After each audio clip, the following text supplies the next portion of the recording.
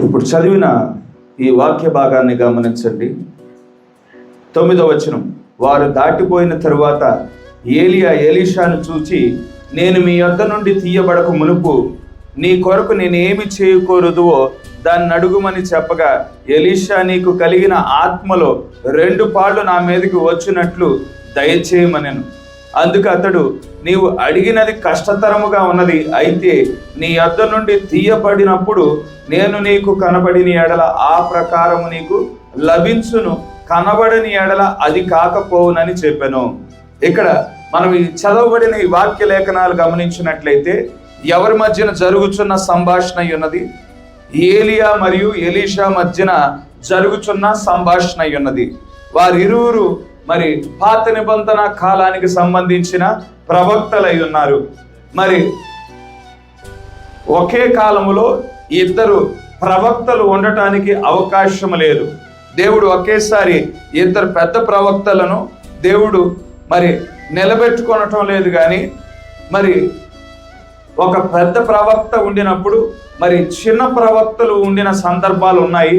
అయితే ఇక్కడ మనం గమనించినట్లయితే మరి ఏలియా పెద్ద ప్రవక్తే, ఎలీషా పెద్ద ప్రవక్తే. అయితే ఏలియా అక్కడ కొనుక్కోబడటానికి సిద్ధంగా ఉన్నాడు.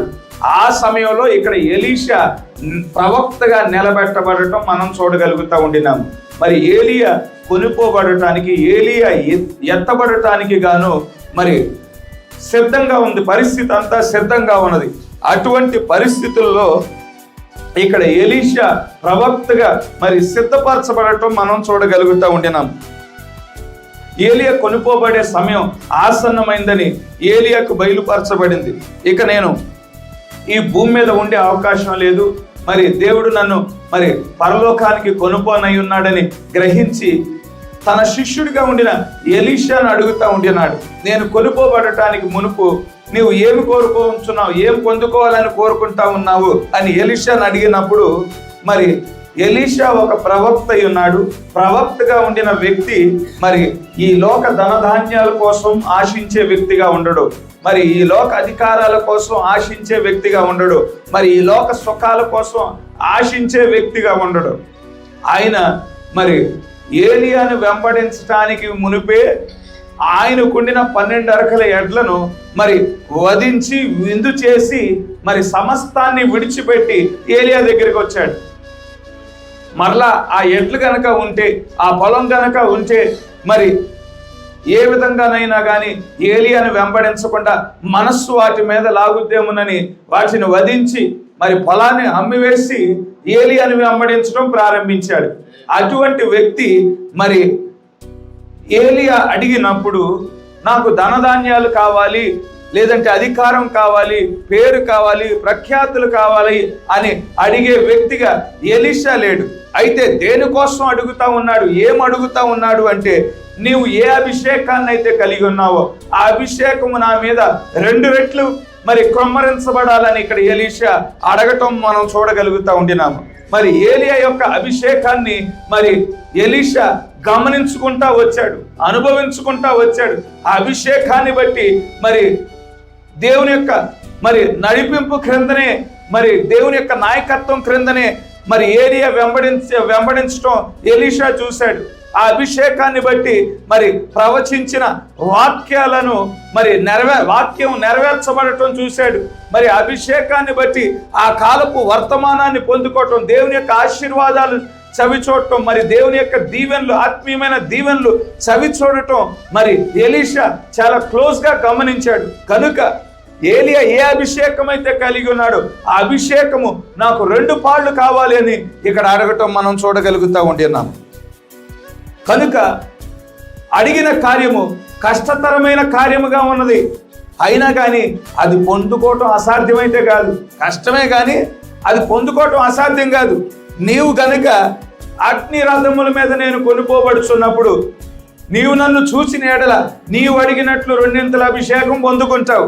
లేని ఎడల నీవు కోరుకున్నది జరగకుండా ఉండునుగా. కానీ మరి ఎప్పుడైతే ఏలియా చెప్తా ఉన్నాడో ఆ మాటలు వింటా ఉన్నాడు ఎలీషా. ఇక ఎలీషా గారు ఏమాత్రము ఇక తన దృష్టి ఏలియా గారి మీద నుంచి తొలగిపోకుండా జాగ్రత్త పడి ఉంటాడు. ఎందుకంటే ఎలీషా హృదయంలో బలంగా కోరుకున్నాడు, నేను రెండింతల అభిషేకాన్ని పొందుకోవాలి అని బలంగా కోరుకునే వాడిగా ఉండినాడు. కనుక ఇక భోజనం చేసేటప్పుడు కూడా తన దృష్టి అంతా ఏలియా మీదే ఉంచుంటాడు. మంచినీళ్ళు తాగే సమయంలో కూడా తన దృష్టి అంతా ఏలియా మీదే మరి సారిస్తూ ఉండేవాడు, మరి ఉండుంటాడు. ఎటువంటి పరిస్థితుల్లో కూడా మరి ఏలియాని విడిచిపెట్టకుండా తనతోనే మాట్లాడుతూ ఉన్నాడు, తననే వెంబడించిన పరిస్థితి ఉంటుంది. ఇప్పుడు అదే మాట అంత్యకాల వర్తమాన విశ్వాసులైన మనకి చెప్పిన ఎడల మనం అదే విధంగా ఉంటామా? అయితే మనకు కూడా అదే మాట చెప్పబడి ఉన్నది. మీరు గనక ఈ కాలపు వర్తమానం పట్ల ఎలీషా పెట్టిన అదే ఏకాగ్రత, అదే ధ్యాస, అదే మరి ఏకాగ్రత మీరు ఈ కాలపు వర్తమానం ఎడల పెట్టిన ఎడల ఖచ్చితంగా మీరు దేవుని రాజ్యంలోకి ప్రవేశిస్తారు.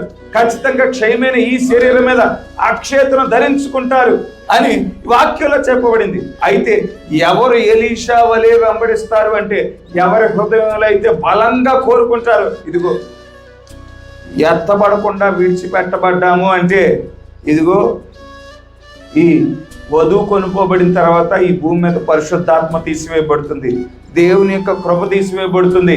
ప్రజలలో మరి మరింత క్రూరత్వం పెరిగిపోతుంది, ప్రజలు మరింత కఠినంగా మారిపోతారు, ప్రజలు మరింత పాపంతో నింపబడతారు. పాపపు జీవితాలు, క్రూరత్వం, కఠినత్వం, మరి నిరంకసతత్వం, మరి ఈర్ష్యలు, అసూయలు ఇవన్నీ ఎక్కువైపోతాయి. అటువంటి పరిస్థితుల్లో మరి శ్రమలు ప్రారంభమైన పరిస్థితుల్లో నేను ఈ భూమి మీద ఉండటానికి వీలు లేదు అని బలంగా ఎవరైతే వారి హృదయాలలో వారు భావిస్తారో, ఎవరి హృదయాలలో వారు తలుస్తారో మరి ఖచ్చితంగా మరి రాకడ దినమున శరీరం మార్పు చెందే దినమున నేను కూడా క్షయమైన ఈ శరీరం మీద అక్షేతను ధరించుకోవాలని ఎవరైతే బలంగా కోరుకుంటారో ఎలీషా వలె మరి వారి దృష్టి అంతా ఈ వాక్యాన్ని ధ్యానించుట్లోనే పెడతారు. వారి ఏకాగ్రత అంతా ఈ వాక్యం పట్లే వారు కలిగి ఉంటారు. మరి ఎవరు మరి నిందించినా, ఎవరు అవమానపరిచినా, ఎవరు హేళన చేసినా కానీ ఈ వాక్యము వారి జీవితాల్లో వాస్తవతగా మార్చబడటానికి ఇష్టపడు వారిగా ఉంటారు. కనుక ఇక్కడ ఎలీషాను మనం గమనించినట్లయితే తన దృష్టి అంతా ఏలియా వైపే సారించాడు. 11వ వచనం మనం గమనించినట్లయితే వారు ఇంకా వెళ్ళుచూ మాట్లాడుచుండగా ఇదిగో అగ్ని రథమును అగ్ని గుర్రములను కనబడి వీరిద్దరిని వేరు చేసెను. అప్పుడు ఏలియా సుడిగాలి చేత ఆకాశమునకు ఆరోహణమాయెను. ఇక ఎలీషా ఏలియానే వెంబడిస్తా ఉన్నాడు, ఏలియాతో మాట్లాడుతూ ఉండినాడు. అకస్మాత్తుగా మరి అగ్ని రథాలు ప్రత్యక్షమయ్యాయి, అకస్మాత్తుగా మరి అగ్నితో కూడిన గుర్రాలు ప్రత్యక్షమయ్యాయి, ఎలీషాను వేరు చేస్తాయి. ఎలీషా మాత్రం తన దృష్టి అంతా ఏలియా మీదే ఉంచాడు. ఆయన ఆకాశానికి ఆరోహణం అవటం ఎలీషా చూస్తూ ఉండినాడు. మరి అకస్మాత్తుగా ఆయన మాయమైపోవటం మనం చూడగలుగుతూ ఉండినాం. 12వ వచనం ఎలీషా అది చూచి నా తండ్రి ఇశ్రాయేలు వారికి రథమును రౌతులను నీవే అని కేకలు వేశాను. అంతలో ఏలియా అతనికి మరలా కనబడకపోయాను. అప్పుడు ఎలీషా తన వస్త్రం పరుచుకొని 2 తునకలుగా చేశాను. ఇక్కడ ఆకాశానికి ఆరోహణమైపోయాడు. మరి ఆయన అగ్ని రథముల మీద కొనిపోబడటం ఎలీషా చూశాడు. మరి అకస్మాత్తుగా మాయమైపోవటం మరి ఎలీషా గమనించాడు, మరలా కనిపించలేదు. అయితే వెళ్తూ మరి తర్వాత వచనాలు కనుక మనం గమనించినట్లయితే ఏలియా తన యొక్క దుప్పటిని మరి కిందకి వేయటం మనం చూడగలుగుతూ ఉండినాం. ఆ దుప్పటి ఎలీషా తీసుకోవటం 2 అభిషేకం, ఆ దుప్పటి 2 అభిషేకానికి సాదృశ్యముగా ఉన్నది. ఆ దుప్పటిని తీసుకొని మరి ఆ యోర్దాను నదిని కొట్టినప్పుడు అది 2 పాయలుగా చేయబట్టం మనం చూడగలుగుతూ ఉండినాం. ప్రవక్త యొక్క శిష్యులు ఎలీషా మీద 2 అభిషేకాన్ని మరి పొందుకున్నాడు, ఎలీషా 200 అభిషేకాన్ని పొందుకున్నాడని గుర్తించినట్లు మనం తర్వాత వచనాల్లో మనం చూడగలుగుతూ ఉండినాము. అయితే ఇక్కడ ఏలియా అగ్ని రథముల మీద, అగ్ని గుర్రముల మీద పరలోకానికి కొనుక్కోబడినట్లు మనం చూడగలుగుతూ ఉండినాము. అయితే ఈరోజు నా అంశం ఏమిటంటే, ఏలియా కొనిపోబడటానికి మునుపు, before the rapture of Elijah. ఇది నా అంశము. ఏలియా పరలోకానికి కొనుపోబడటానికి మునుపు ఎటువంటి పరిస్థితులు ఎదుర్కొన్నాడు, ఎటువంటి మరి అనుభవాలను పొందుకున్నాడు అనేది నా అంశం. అయితే అంశంలోకి వెళ్ళటానికి మునుపు ఇక్కడ కొనుపోబడటం మరియు ఎత్తబడటం మనం గమనించినట్లయితే, మానవాళి యొక్క చరిత్రలో మొట్టమొదటి వ్యక్తి, కొనుపోబడిన, పరలోకానికి కొనుపోబడిన మొట్టమొదటి వ్యక్తి, ఎత్తబడిన వ్యక్తి ఎవరు అంటే మరి ఆదికాండంలో హానోకు అయి ఉన్నాడు. దేవునితో నడిచాడు మరి పరలోకానికి కొనుపోబడినట్లు మనం చూడగలుగుతూ ఉండినాము. తర్వాత వ్యక్తి ఏలియా అయి ఉన్నాడు. ఆ తర్వాత ప్రభువైన యేసుక్రీస్తు వారు రంగం మీదకి వచ్చాడు. ఆయన మన కోసం మరణించాడు, ప్రాణం పెట్టాడు. మృతులలో నుండి ఆయన తిరిగి లేచిన వాడిలో మొదటివాడై ఉన్నాడు. హల్లెలూయా. ఆయన పాతాళంలోకి ప్రవేశించినప్పుడు మరి పాతాళంలో మరి పాత నిబంధనలో ఉండిన పరిశుద్ధులందరూ పాతాళంలో బంధించబడ్డారు. అబ్రహాము కానీ, ఇస్సాకు కానీ, యాకోబు కానీ, మరి ఇటువంటి పరిశుద్ధులు ఎవరైతే మరి సృష్టికర్తను ఆరాధించిన వారుగా ఉన్నారో, ఆ నిజ దేవునిని మరి విశ్వసించి ఆయనను వెంబడించిన వారిగా ఉన్నారు, పాత నిబంధనలో ఉండిన పరిశుద్ధులందరూ యేసుక్రీస్తు మరణించేంత వరకు వారు పాతాళంలో బంధించబడ్డారు. ఎప్పుడైతే ప్రభు అయిన యేసుక్రీస్తు ఆయన మరణించి పాతాళానికి ప్రవేశించి ఉన్నాడో, ఆ పాతాళంలో చెరగా ఉండిన వారిని మరి ఆ చెరగానే కొనిపోయినట్లు మనం చూడగలుగుతూ ఉండినాము. ఆ పాతాళంలో బంధించబడిన వారందరూ మరి విడుదల చేయబడ్డారు. వారంతా విడుదల చేపట్టారు. నేరుగా మరి 6వ పరిమాణానికి మరి వారు తీసుకొనబడ్డారని మన వాక్యంలో మనం చూడగలుగుతూ ఉండినాం. అయితే మృతులలో లేచిన వారిలో మొదటివాడు యేసుక్రీస్తు వారైన ఆయన తర్వాత పరిశుద్ధులందరూ వారి సమాధులు తెరవబడ్డాయి. వారు మరి ఆ 6వ పరిమాణానికి కొనుక్కోబడటం మనం చూడగలుగుతూ ఉండినాం.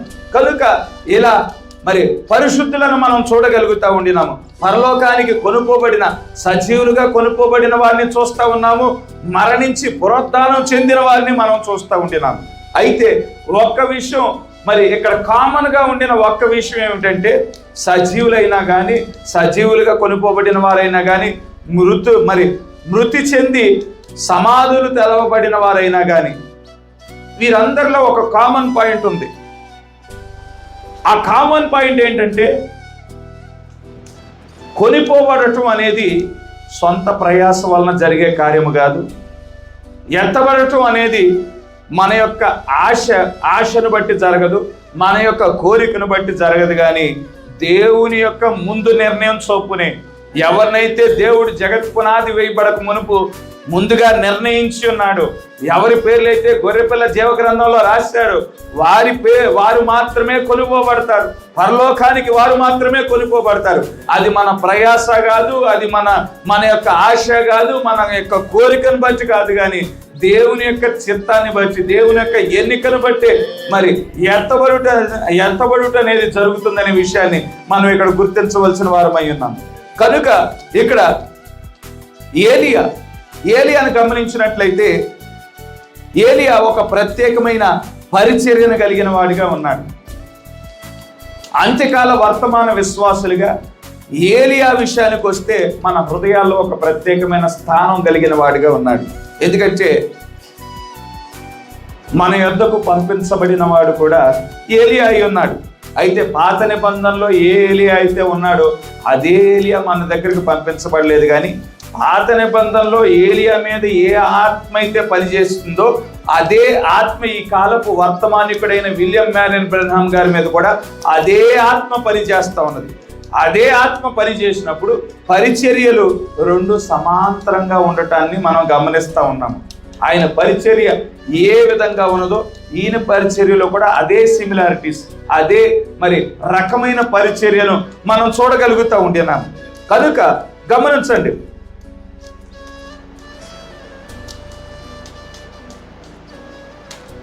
ఆ పరిచర్యలు ఒకే విధంగా ఉండటాన్ని మనం చూడగలుగుతూ ఉంటున్నాం. అయితే ఇక్కడ ఏలియా యొక్క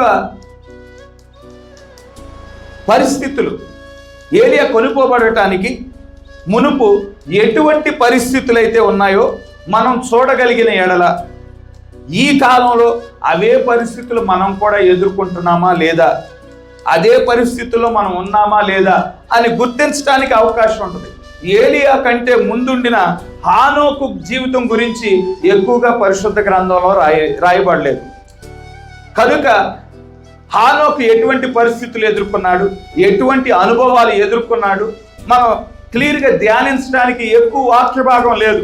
కానీ ఏలియా దగ్గరకు వచ్చేపాటికి కొంత రాయబడి ఉన్నది. ఎటువంటి పరిస్థితులు ఎదుర్కొన్నాడు, ఎటువంటి అనుభవాలు ఎదుర్కొన్నాడో మరి రాయబడ్డాయి. మరి ఏలియా అనుభవాలు రాయబడ్డాయి. దేనికోసం రాయబడ్డాయి? చరిత్రలో ఈ సందర్భాలు, ఈ సంఘటనలు జరిగాయి అని చరిత్ర నమోదు చేయబడిందా? మరి బైబిల్లో మరి చరిత్ర నమోదు చేయబడటానికి ఏ సంగతులు రాయబడవు, కానీ మనకి ఏవైతే ఉపయోగకరమో, మనకి ఏవైతే అవసరమో, ఏవైతే మనకి పాఠములుగా ఉంటాయో, దృష్టాంతములుగా ఉంటాయో ఆ సంగతులన్నీ పొందుపరచబడటం మనం చూడగలుగుతూ ఉంటున్నాం. కనుక మనం ఇక్కడ గమనించినట్లయితే ఏలియా గురించి మొదటగా ప్రస్తావించబడిన అధ్యాయము ఏది అంటే రాజుల మొదటి గ్రంథము 17వ అధ్యాయములో మొదటిగా ఏలియా గురించి ప్రస్తావించబడింది. ఎక్కడండి? రాజుల మొదటి గ్రంథము 17వ అధ్యాయంలో మొదటిగా ప్రస్తావించబడింది. ఆయన ఏ ప్రాంతానికి చెందినవాడో రాయబడింది, కానీ ఆయన ఎక్కడ పుట్టాడు, ఆయన గురించి ఇక్కడ 17వ అధ్యాయంలో ప్రస్తావించే నాటికి ఎంత వయస్సు ఉంది, ఆయన మరి కుటుంబ నేపథ్యం ఏంటి, తల్లిదండ్రులు ఏంటి, ఇవే సంగతులు మరి రాయబడలేదు. అకస్మాత్తుగా ఇశ్రాయేలు కష్ట సమయాలలో ఉండినప్పుడు ఏలియాను దేవుడు రంగం మీదకి తీసుకువచ్చాడు. ఆయన్ని బలంగా వాడుకొని ఉన్నాడు. అకస్మాత్తుగా ఈ భూమి మీద నుంచి కొనుపోయినట్లు మనం చూడగలుగుతూ ఉండినాం. ఆ రాజుల మొదటి గ్రంథము 17వ అధ్యాయం 1వ వచనం చూద్దాం. అంతట గిలాదు కాపురస్తుల సంబంధియును తిష్బీయుడునైన ఏలియా అహబునద్దకు వచ్చి, ఎవని సన్నిధిని నేను నిలవబడి ఉన్నానో ఇశ్రాయేలు దేవుడైన ఆ యెహోవా జీవము తోడు నా మాట ప్రకారము గాక ఈ సంవత్సరములలో మంచైనను వర్షమైనను పడదని ప్రకటించెను. ఇక్కడ గమనించండి, ఇక్కడ ఏలియా గురించి ఇంట్రడక్షన్ ఇవ్వటం, ఒక మాటలో ఇంట్రడక్షన్ ఇస్తూ ఉంటున్నాడు. గిలాదు కాపురస్తుల సంబంధియును తిష్బీయుడైన ఏలియా అని ఒక చిన్న ఇంట్రడక్షన్ ఇచ్చాడు. కనుక గిలాదులో కాపురస్తుడు అయితే గిలాదులో ఉంటున్నాడు, కానీ గిలాదులో పుట్టాల్సిన అవసరం లేదు. ఎక్కడో పుట్టినుంటాడు, గిలాదులో మరి జీవిస్తూ ఉండొచ్చు. ఎక్కడ జన్మించాడు, తల్లిదండ్రుల నేపథ్యం ఏమిటి, తల్లిదండ్రులు విశ్వాసులా కాదా, మరి ఒక ప్రవక్తగా నిలబెట్టబడటానికి మునుపు దేవుడు ఏలియాతో ఏ విధంగా వ్యవహరించాడు, ఏ రీతిగా ప్రవక్తగా మలిచాడు, ఏ రీతిగా మరి వాక్యపు ప్రత్యక్షత పొందుకున్నాడు, ఇవే సంగతులు పాత నిబంధన ప్రవక్తల గురించి ఎక్కువగా రాయబడలేదు. ఆ ముందు జీవితం ఏ విధంగా ఉంది, దేవుడు ఏ రీతిగా వ్యవహరించాడు, ఏ రీతిగా ఒక ప్రవక్తగా నిలబెట్టబడటానికి మునుపు ట్రైనింగ్ ఏ విధంగా ఉన్నదో, దేవుడు ఏ విధంగా తర్ఫీదు ఇచ్చాడో పాత నిబంధనలో ప్రవక్తల గురించి ఎక్కువగా రాయబడలేదు. కానీ ఈ కాలపు ఏలియా అయిన విలియం మెరన్ బ్రహ్మ గారి గురించి మరి చిన్ననాటి నుండి దేవుని యొక్క మహాకృపను బట్టి మనం అన్ని సంగతులు తెలుసుకోగలిగాం. ఆయన జన్మించినప్పుడే ఆయన తల మీద ఒక వెలుగు మరి ప్రకాశించడం గురించి మనం ఎరిగి ఉన్నాం. మరి ఆ వెలుగు తన జీవితం అంతా వెంబడిస్తా ఉన్నది ప్రవక్తని. ఆయన 3 సంవత్సరాల వయసు నుండి మరి దర్శనాలు పొందుకోవటం మొదలుపెట్టాడు, కళలు పొందుకోవటం మొదలుపెట్టాడు. ఆ దర్శనాలు ఏదైతే చూశాడో మరి భవిష్యత్తులో నెరవేర్చబడిన పరిస్థితులు చూస్తూ ఉండినాడు. అయితే గమనించండి, యవ్వన ప్రాయంలో మరి తోటి స్నేహితులను బట్టి ఆయన కూడా లోకపరమైన వ్యసనాలు అలవాటు చేసుకోవడానికి ప్రయత్నం చేసినప్పుడు ఏ నిబంధన దూత అయితే తనను వెంబడిస్తా ఉన్నదో ఆ నిబంధన దూత సుడిగాలి రూపంలో వచ్చి మాట్లాడటం మనం చూడగలుగుతా ఉండినాం. నీ ఒక గొప్ప పని కొరకు నియమించబడ్డావు కనుక నీ శరీరాన్ని అపవిత్రపరచుకోమాకు అని హెచ్చరించిన పరిస్థితులు. ఆ నిబంధన దూత ప్రవక్త యొక్క జీవితం అంతా ఆయన వెంబడిస్తా ఉన్నది. మరి సుడిగాలి ద్వారా మాట్లాడింది, వెలుగు ద్వారా మాట్లాడటం, మరియు ఒక మనుష్య రూపంలో ప్రత్యక్షమవటం మనం చూడగలుగుతా ఉండినాం. కానీ పాత నిబంధనలో ఉండిన ఏలియా గురించి ప్రవక్తగా నిలబెట్టబడటానికి మునుపు ఏమేమి జరిగాయో ఈ పరిశుద్ధ గ్రంథంలో ఏమి రాయబడలేదు. అయితే పాత నిబంధన గ్రంథంలో ప్రవక్తలను మనం గమనించినట్లయితే మరి వారు ఒంటరిగా దేవునితో ప్రయాణం చేస్తున్న పరిస్థితులు.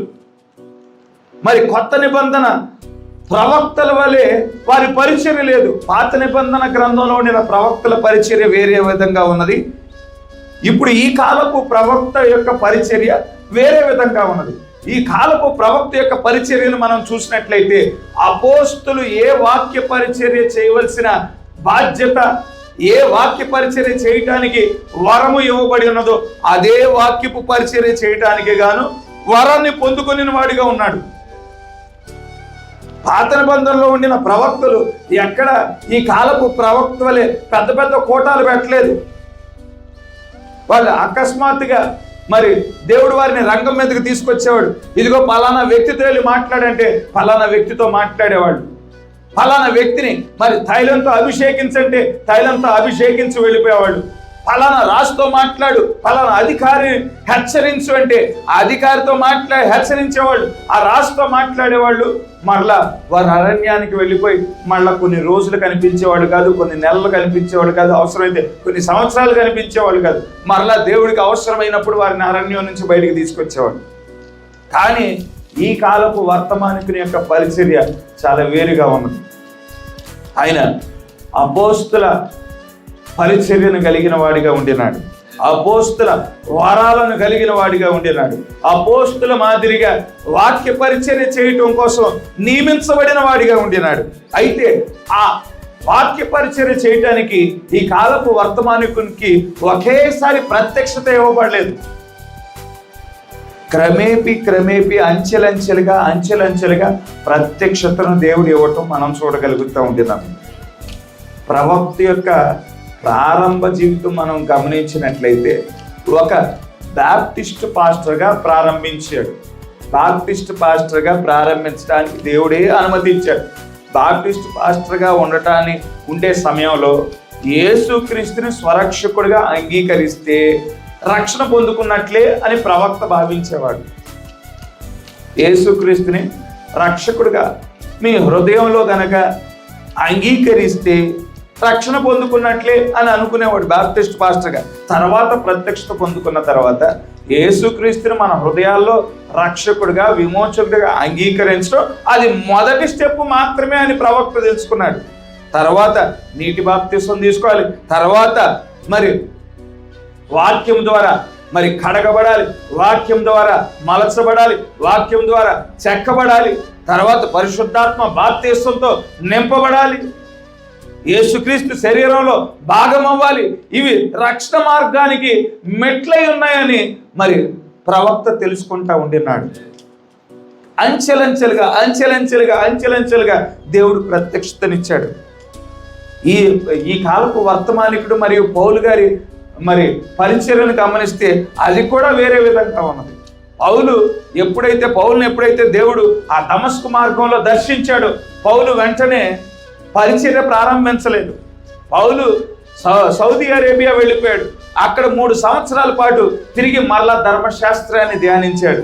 ధర్మశాస్త్రాన్ని ధ్యానించి ఆ తర్వాత రావటం మనం చూడగలుగుతా ఉండినాం.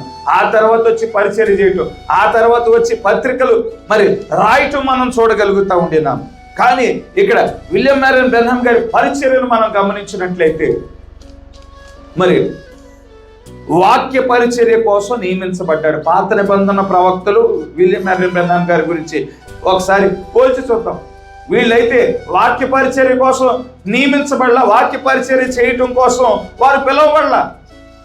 అకస్మాత్తుగా దేవుడు ఏదో కార్యం చెప్తా ఉన్నాడు, అకస్మాత్తుగా దేవుడు తన నోటేందు మాట ఉంచుతా ఉండినాడు. వెళ్ళి పలానా వ్యక్తితో మాట్లాడు, పలానా రాజును హెచ్చరించు, పలానా గుంపును హెచ్చరించి వచ్చి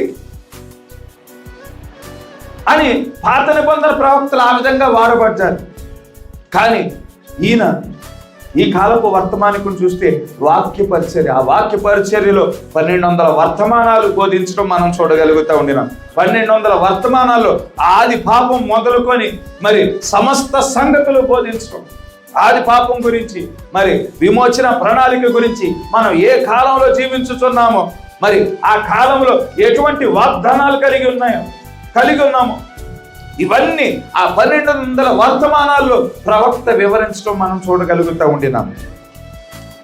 రెండోది, ఇక్కడ ప్రత్యక్షతను మనం గమనించినట్లయితే అంచెలంచెలుగా మరి దేవుడు ప్రత్యక్షతను ఇవ్వటం మనం చూడగలుగుతా ఉండినాం. ఆయన ఈ కాలపు వర్తమానికుడు కొన్ని దర్శనాలు పొందుకునేవాడు. దర్శనం పొందుకోగానే దాని యొక్క అర్థము దేవుడు బయలుపరిచేవాడు కాదు. పలానా దర్శనం పొందుకున్నాను, అయితే దేవుడు దాని యొక్క అర్థం ఏమిటో ఇంకా నాకు బయలుపరచలేదని కొన్నిసార్లు చెప్పాడు. తర్వాత కొన్ని సంవత్సరాల తర్వాత ఇదిగో పలానా దర్శనం పొందుకున్నానని అప్పుడు చెప్పాను కదా, 2 సంవత్సరాల క్రితం చెప్పాను కదా, దేవుడు దాని అర్థం ఏమయ్యున్నదో నాకు కొంత బయలుపరిచాడు అని దాని గురించి కొన్ని సంగతులు చెప్పేవాడు. ఇంకొన్ని సంవత్సరాల తర్వాత ఇంకా తేటగా దేవుడు నాకు చూపించాడు అని మరికొన్ని సంగతులు చెప్తా ఉండేవాడు. అలా దేవుడు అంచెలంచెలుగా ఇస్తున్న ప్రత్యక్షతను సంఘంతో పంచుకోవటం మనం చూడగలుగుతా ఉండినాం. ఇక్కడ గమనించు, 2వ వచనం చదువుదాం. ఈ 17వ అధ్యాయం, మొదటి రాజుల గ్రంథము 17వ అధ్యాయం 2వ వచనం. పిమ్మట యెహోవా వాక్కు అతనికి ప్రత్యక్షమై, నీవు ఇచ్చట నుండి తూర్పు వైపునకు పోయి యొర్దానునకు ఎదురుగానున్న కేరేతు వాగు దగ్గర దాగి ఉండుము. ఆ వాగు నీరు నీవు త్రాగుదువు. అచ్చటికి నీకు ఆహారము తెచ్చున్నట్లు నేను కాకోళములకు ఆజ్ఞాపించితినని అతనికి తెలియజేయగా, అకస్మాత్తుగా ఏలియా ప్రజల మధ్యకు తీసుకురాబడ్డాడు, రాజు ఎదుట నిలబెట్టబడ్డాడు. ఏలియా ఎవరి దగ్గర నిలబెట్టబడ్డాడు? అహాబు రాజు ఎదుట నిలబెట్టబడ్డాడు. ఏమి ప్రవచించాలో, ఏమి మాట్లాడాలో దేవుడే ప్రత్యక్షతనిచ్చాడు ఏలియాకి. ఆ ప్రత్యక్షతను బట్టి అహాబు రాజు ఎదుట ఏలియా నిలబడి, అహాబు, నువ్వు చేసిన తప్పిదాన్ని బట్టి, నీవు కలిగి ఉండిన పాపాన్ని బట్టి, ఇదిగో అసలైన దేవుణ్ణి విడిచిపెట్టావు, నువ్వు చేయుచున్న విగ్రహారాధనను బట్టి, నీ ప్రజలు చేయుచున్న విగ్రహారాధనను బట్టి, ఇదిగో దేవుడు తన యొక్క ఉగ్రతను క్రమరించడానికి ఇక నిర్ణయం తీసేసుకున్నాడు. ఈ రోజు మొదలుకొని ఇదిగో ఈ దేశంలో వర్షం కాదు కదా, కనీసం మరి 3.5 సంవత్సరాల పాటు మంచు కూడా కురియదు అని అక్కడ ప్రవచించడం మనం చూడగలుగుతా ఉండినాం. అయితే ఎప్పుడైతే అహాబు ప్రవచించాడో ఆ ప్రవచనం అప్పుడే నెరవేర్చబడటం ప్రారంభమైంది. ఆ రోజు నుంచి ఇక వర్షం అనేదే లేదు. అయితే ఆ రోజు నుంచి వర్షం లేకపోయినా కానీ ఆ వర్షం లేకపోవటం యొక్క ప్రభావం కనిపించడానికి ఒక 2-3 నెలలు పట్టుద్ది. వర్షం పడనంత మాత్రాన వెంటనే నీటి మట్టం తగ్గదు. ఆ నీటి మట్టం తగ్గడానికి నదుల్లో కానీ, సరస్సుల్లో కానీ, వాగుల్లో కానీ నీటి మట్టం తగ్గటానికి కొంత సమయం పట్టుద్ది. కనుక ఆ కరువు వచ్చేంత కాలం వరకు దేవుడు ఏం చెప్తా ఉన్నాడు, మరలా దేవుని వాక్కు ఏలియాకు ప్రత్యక్షమైంది. ఇదిగో నువ్వు వెళ్ళి కేరేతు వాగు, యొర్దాను దాటిపోయి మరి కేరేతు వాగు దగ్గర నీవు ఉండు. అక్కడ ఆ కేరేతు వాగు యొక్క నీరును త్రాగు. నేను కాకోళములకు ఆజ్ఞాపించి ఉన్నాను. నీకు ఆహారం ఉదయం, మధ్యాహ్నం, సాయంత్రం మరి ఆహారం తీసుకొస్తాయి అని దేవుని వాక్కు ప్రత్యక్షమవటాన్ని బట్టి ఇక్కడ ఏలి ఏం చేస్తా ఉన్నాడు, ఆ కేరేతు వాగుకి వెళ్ళిపోయాడు. ఆ కేరేతు వాగు దగ్గరికి వెళ్ళిపోయాడు. అక్కడే ఆయన విశ్రాంతి తీసుకుంటా ఉండినాడు.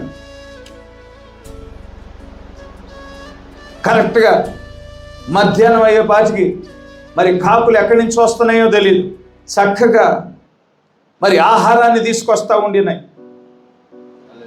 ఏమాత్రము మరి సమయం మిస్ కావటం లేదు. మధ్యాహ్నం అయ్యేపాటికి ఫ్రెష్గా ఆహారం తీసుకొస్తా ఉన్నాయి, రొట్టెలు తీసుకొస్తా ఉన్నాయి, మాంసాన్ని తీసుకొస్తా ఉన్నాయి. మరలా సాయంత్రం అవగానే మళ్ళా రొట్టెలు తీసుకొస్తా ఉన్నాయి, మాంసాన్ని తీసుకొస్తా ఉండే. మనం ఏ రీతిగా మరి పోస్ట్ వేసినప్పుడు టైంకి చేరిపోతా ఉన్నదో, టైంకి పోస్ట్ వస్తుందో, మరి టైంకి కొరియర్ వస్తుందో, అదే విధంగా ఆహారం కూడా రావటం చూడగలుగుతూ ఉండేదాన్ని. కాకులను మనం గమనించినట్లయితే వాటి స్వభావం ఏమిటంటే కుళ్ళిపోయిన మాంసాన్ని అవి తినే జీవులై ఉన్నాయి. కానీ ఈ వచ్చే కాకులు ఏ దేవుడు పంపిస్తూ ఉన్నాడంటే సృష్టికర్త అయిన దేవుడు పంపిస్తూ ఉండినాడు. అవి తన ప్రవక్తకు ఆహారం తీసుకెళ్తున్నప్పుడు తన నోటి మాట ద్వారా ఆ కాకుల యొక్క నోట్లో ఎటువంటి బ్యాక్టీరియా లేకుండా, ఎటువంటి హానికరమైన క్రిములు లేకుండా దేవుడే పవిత్రపరచుండి ఉంటాడు. ఎందుకంటే తీసుకొచ్చే ఆహారము ఫ్రెష్గా ఉండాలి, నీట్గా ఉండాలి, చక్కగా ఆరోగ్యకరంగా ఉండాలి. కనుక దేవుడే వాటి యొక్క నోళ్లను పవిత్రపరచుండి ఉంటాడు. చక్కగా మరి ఏలియా ఆ కేరేతు వాగు యొక్క నీటిని తాగుతూ ఉండినాడు. ఆ కాకోళములు తెచ్చి ఆహారం తింటా ఉన్నాడు, సంతృప్తి చెందుతా ఉన్నాడు, మరి విశ్రాంతి తీసుకోవటం మనం చూడగలుగుతూ ఉండినాం. 5వ వచనం, అతడు పోయి యెహోవా సెలవు చొప్పున యోర్దానుకు ఎదురుగానున్న కేరేతు వాగు దగ్గర నివాసం చేసెను. అక్కడ కాకోళములు ఉదయమందు రొట్టెను మాంసమును, అస్తమయమందు రొట్టెను మాంసమును అతని వద్దకు తీసుకువచ్చుచుండెను. అతడు వాగునీరు త్రాగుచూ వచ్చెను. మనం ఏదైనా 5 స్టార్ హోటల్లో ఉన్నామనుకోండి, ఏదైనా 5 స్టార్ హోటల్లో రూమ్లో ఉన్నామనుకోండి, ఆ రూమ్లో ఒక ఫోన్ ఉంటుంది, ఆ ఫోన్ పక్కన మెనూ ఉంటుంది. రిసెప్షన్కి కాల్ చేసాం అనుకోండి, ఆ మెనూలో ఉండే నాకు పలానా మటన్ బిర్యానీ కావాలి, పలానా చికెన్ బిర్యానీ కావాలి అని ఫోన్ చేస్తే మనం రూమ్ బయటికి కూడా వెళ్ళాల్సిన అవసరం లేదు, వాళ్ళే రూములోకి పంపిస్తారు. అది రూమ్ సర్వీస్ అంటారు. ఇక్కడ ఏలియాకు అలా ఫోన్ చేయాల్సిన అవసరం కూడా లేదు. హల్లెలూయా. సమయానికి కాకులే వస్తూ ఉండినాయి. హల్లెలూయా. సమయానికి ఆహారం తీసుకురావటం మనం చూడగలుగుతూ ఉంటున్నాం. అయితే దేవుడు అక్కడ కేరేతు వాగు దగ్గర ఎంతకాలం పోషించబడటానికి నియమించున్నాడు? ఆ యొక్క కరువు ప్రభావం కనిపించేంత వరకు ఆ కేరేతు వాగు వర్షాలు పడటం ఆగిపోయింది. ఏలియా ప్రవచించగానే వర్షాలు పడటం ఆగిపోయింది. ఆ కేరేతు వాగు కూడా నీరు కలిగి ఉండే సమయం కొంత సమయమే ఉన్నది. వర్షాలు లేకపోయినప్పుడు మరి ఆ వాగులు ఎండిపోతాయి, వాగుల యొక్క నీటి మట్టం తగ్గిపోతుంది. కొంతకాలం మాత్రమే అక్కడ ఉండటానికి దేవుడు నియమించున్నాడు. కనుక 7వ వచనం, కొంతకాలమైన తరువాత దేశంలో వర్షం లేక ఆ నీరు ఎండిపోయెను. నీరు ఎండిపోయింది. ఆ ఎఫెక్ట్ ఈ కేరేతు వాగు దగ్గర కూడా కనిపించింది. ఆ దేశంలో ఎన్ని నదులుంటే ఆ నదులన్నిటి మీద ఆ ఎఫెక్ట్ ఉంది. ఎన్ని వాగులుంటే ఆ వాగులన్నిటి మీద ఉన్నది. ఎన్ని సరస్సులుంటే ఆ సరస్సులన్నిటి మీద ఉన్నది. అదే విధంగా ఈ కేరేతు వాగు యొక్క నీరు తాగుతున్నాడు ఏలియా. ఈ కేరేతు వాగు మీద కూడా ఉన్నది.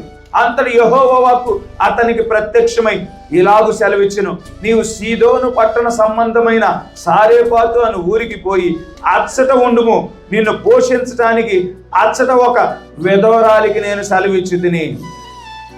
ఇక్కడ మొదట ఏలియా కాకోళముల చేత పోషించబడ్డాడు.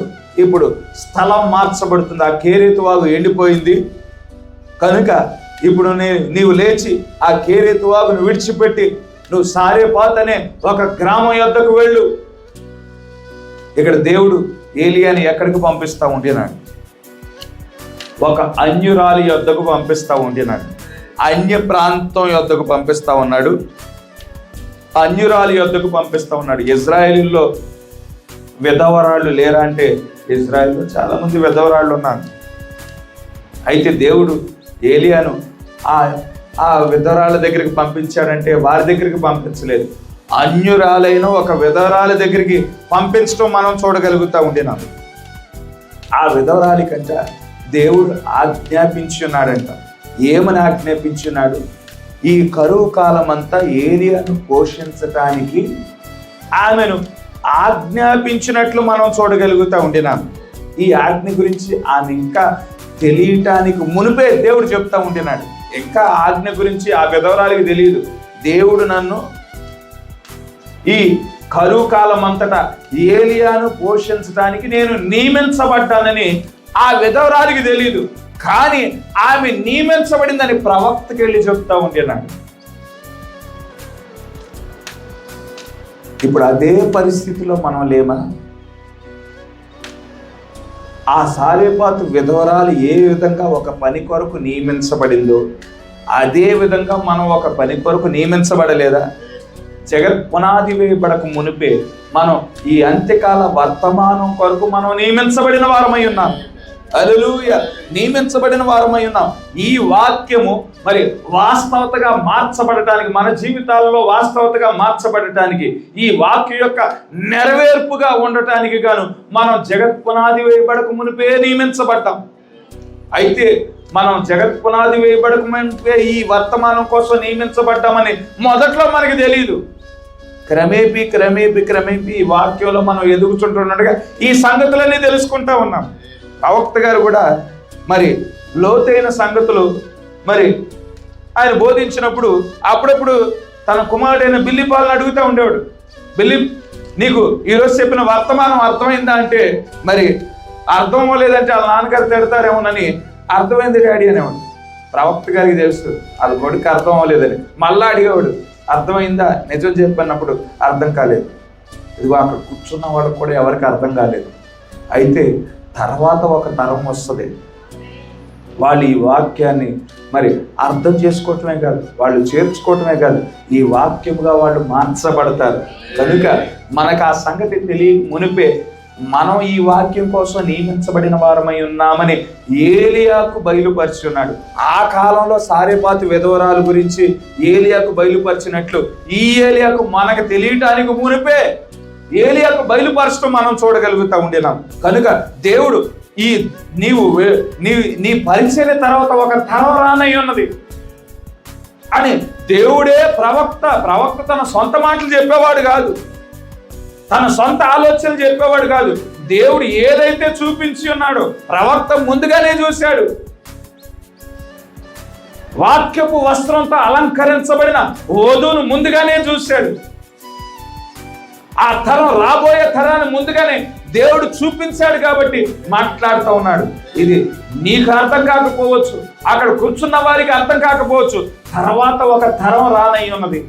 హల్లెలూయా! ప్రవక్త ముందుగానే చూశాడు.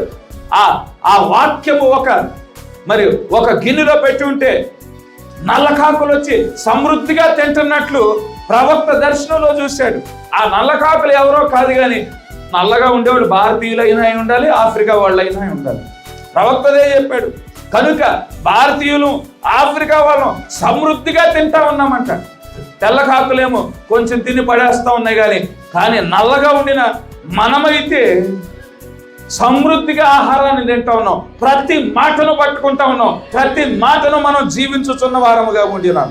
ఇక్కడ సారేపాతు విధవరాలు కూడా మరి ఒక పని కొరకు నియమించబడినట్లు ప్రవక్తకు దేవుడు బయలుపరుచుతున్నాడు.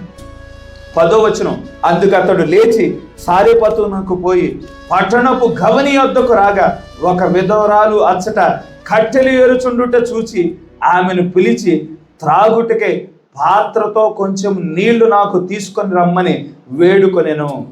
ఇక్కడ గమనించండి, ఈమె ఒక విధవరాలు అయి ఉన్నది. తన భర్త చనిపోయాడు. ఏ సమయంలో ఏలియా ఈమె యొద్దకు పంపించబడ్డాడు? కరువు సమయంలో పంపించబడ్డాడు. ఇప్పుడు ఇదే పరిస్థితి మనం కలిగి ఉండలేదా? మన మొదటి భర్త మరణించలేదా?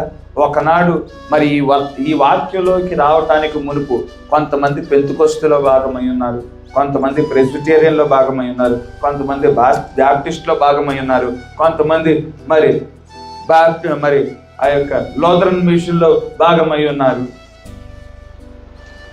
అయితే ఎప్పుడైతే ఈ వాక్యం మనం విని ఉన్నామో, ఆ మొదటి భర్త ఆత్మీయంగా మన కోసం మరణించి ఉన్నది. ఆ సంస్థ మన నిమిత్తం మరణించి ఉన్నది. ఆ సంస్థలో నుండి, ఆ సంస్థను విడిచిపెట్టి మనం బయటికి వచ్చిన వారమై ఉన్నాం. కనుక ఇక్కడ సారేపాతు విధవరాలు వలె మనం మరి మొదటి భర్త మన విషయమై మరణించిన వాడిగా ఉండినాడు.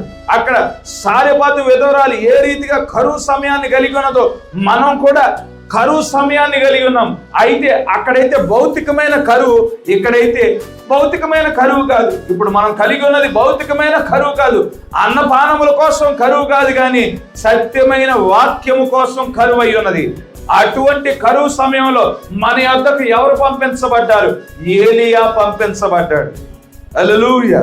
ఏలియా పంపించబడ్డాడు. కనుక ఏలియా ఆయన గమనించండి, ఆ కేరేతు వాగు దగ్గర నుండి ఆ సారేపాతుకు నడుచుకుంటా వస్తూ ఉండినాడు.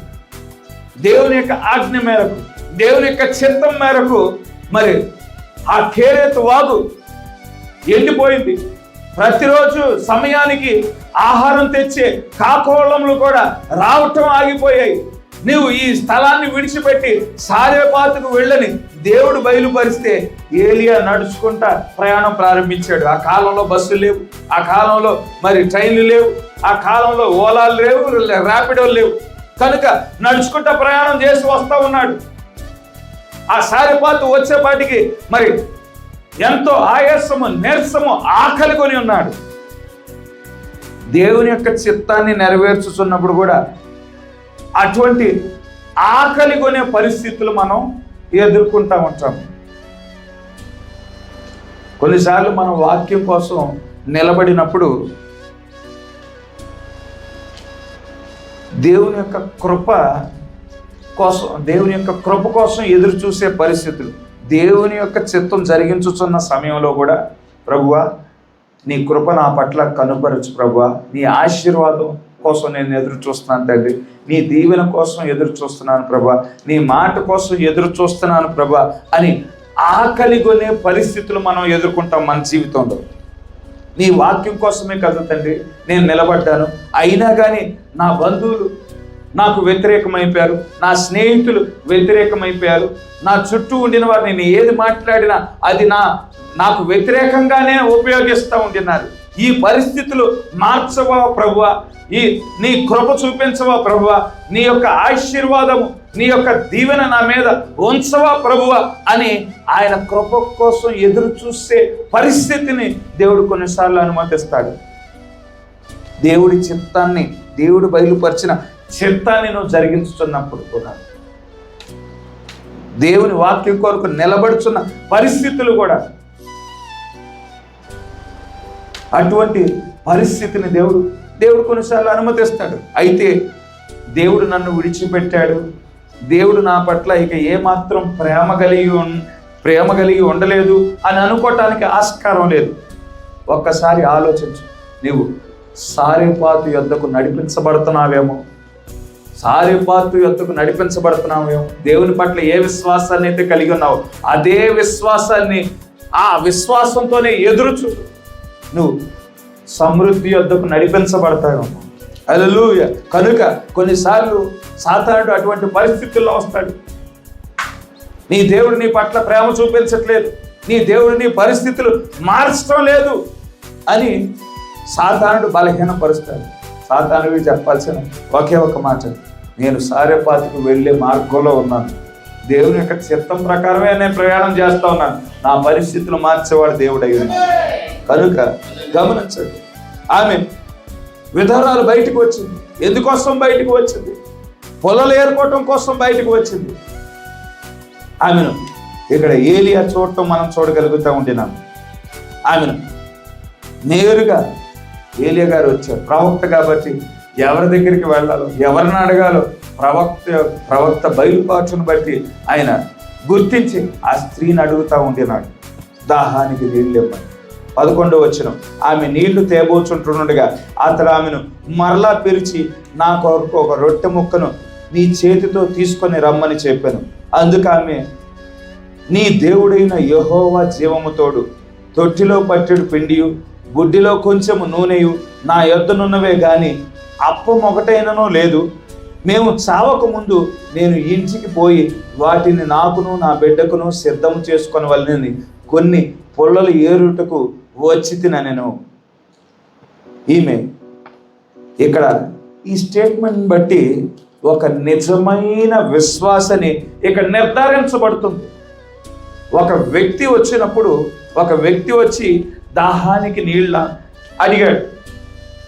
సో ఆ వ్యక్తిని చూసింది, దాహానికి నీళ్ళు అడిగాడు కదా, దాహానికి నీళ్ళు ఇద్దాము అని ఆమె వెళ్తూ ఉంటుండగా ఆయన ఏమడిగాడు, దాహానికి నీళ్లతో పాటు నాకు తినటానికి ఒక రొట్టె తీసుకురామని అడగటం మనం ఇక్కడ చూడగలుగుతూ ఉండినాం. ఇక్కడ ఈమె చెప్పిన మాటను బట్టి ఇక్కడ నిజమైన విశ్వాసాన్ని నిర్ధారణ చేయబట్టం మనం చూడగలుగుతూ ఉండినాం. ఆ వ్యక్తి దైవజనుడని ఇక్కడ ఈ విధవరాలు గుర్తించేసింది. ఆయన ఏ దేవునిని ఆరాధించువాడు కూడా ఈమె గుర్తించేసింది. నీ దేవుడైన యెహోవా జీవంతో అంటా ఉన్నది. ఎందుకంటే ఈమె ఒక అన్యురాలు, ఒక అన్య ప్రాంతానికి సంబంధించిన స్త్రీ అయి ఉన్నది. ఆ ప్రాంతంలో విపరీతమైన పాపం ఉన్నది. ఆ సారేపాతు, ఆ సీదోను ప్రాంతం అంతా భవిష్యత్తులో అది కలిగి ఉన్న పాపాన్ని బట్టి నాశనం చేయబడే ప్రాంతం అది. ఆ ప్రాంతంలో ఈ విధవరాలు ఉన్నది. ఒక దైవజనుడు వస్తే ఆ వ్యక్తి దైవజనుడని ఆమె గుర్తించింది. దైవజనుడని గుర్తించడం మాత్రమే కాదు, ఆయన ఏ దేవునిని ఆరాధించుతున్నాడో కూడా గుర్తించి, నీ దేవుడైన యెహోవా జీవంతో అని చెప్తా ఉన్నది. ఎందుకంటే ఎలా గుర్తించుంటుంది అంటే, ఆమె ప్రాంతం అంతా విగ్రహారాధన అయి ఉన్నది.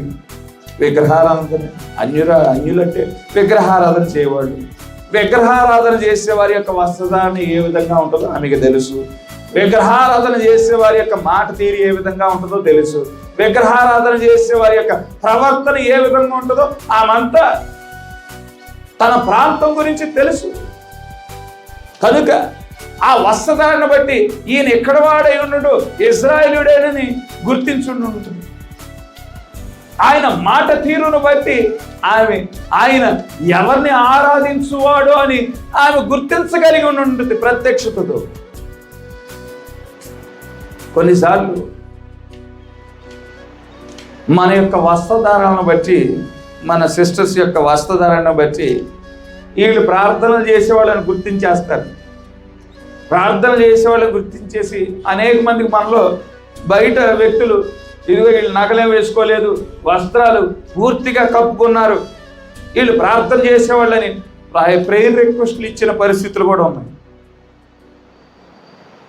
ఎవరో ఎందుకు, మా మమ్మీ బయటికి వెళ్ళినప్పుడు ప్రైజ్లాడ్ చెప్పి, అమ్మ మా కోసం ఇది ప్రార్థన చేయండి అని ఎయిర్టెల్ ఆఫీస్కి వెళ్తే వస్త్రధారణ బట్టి చూసేసి గుర్తుపట్టేసి వీళ్ళు ప్రార్థన చేసేవాళ్ళని గుర్తుపట్టేసేసి, అందరిలాగా మనం మరి లో నెక్లు, పెద్ద పెద్ద నెక్లు పెట్టుకోగా ఇక్కడ వరకు మరి కుట్టించుకొని ఫుల్గా వస్త్రాలు కప్పుకొని మరి అలంకరణ లేకోకుండా పద్ధతిగా వెళ్ళినప్పుడు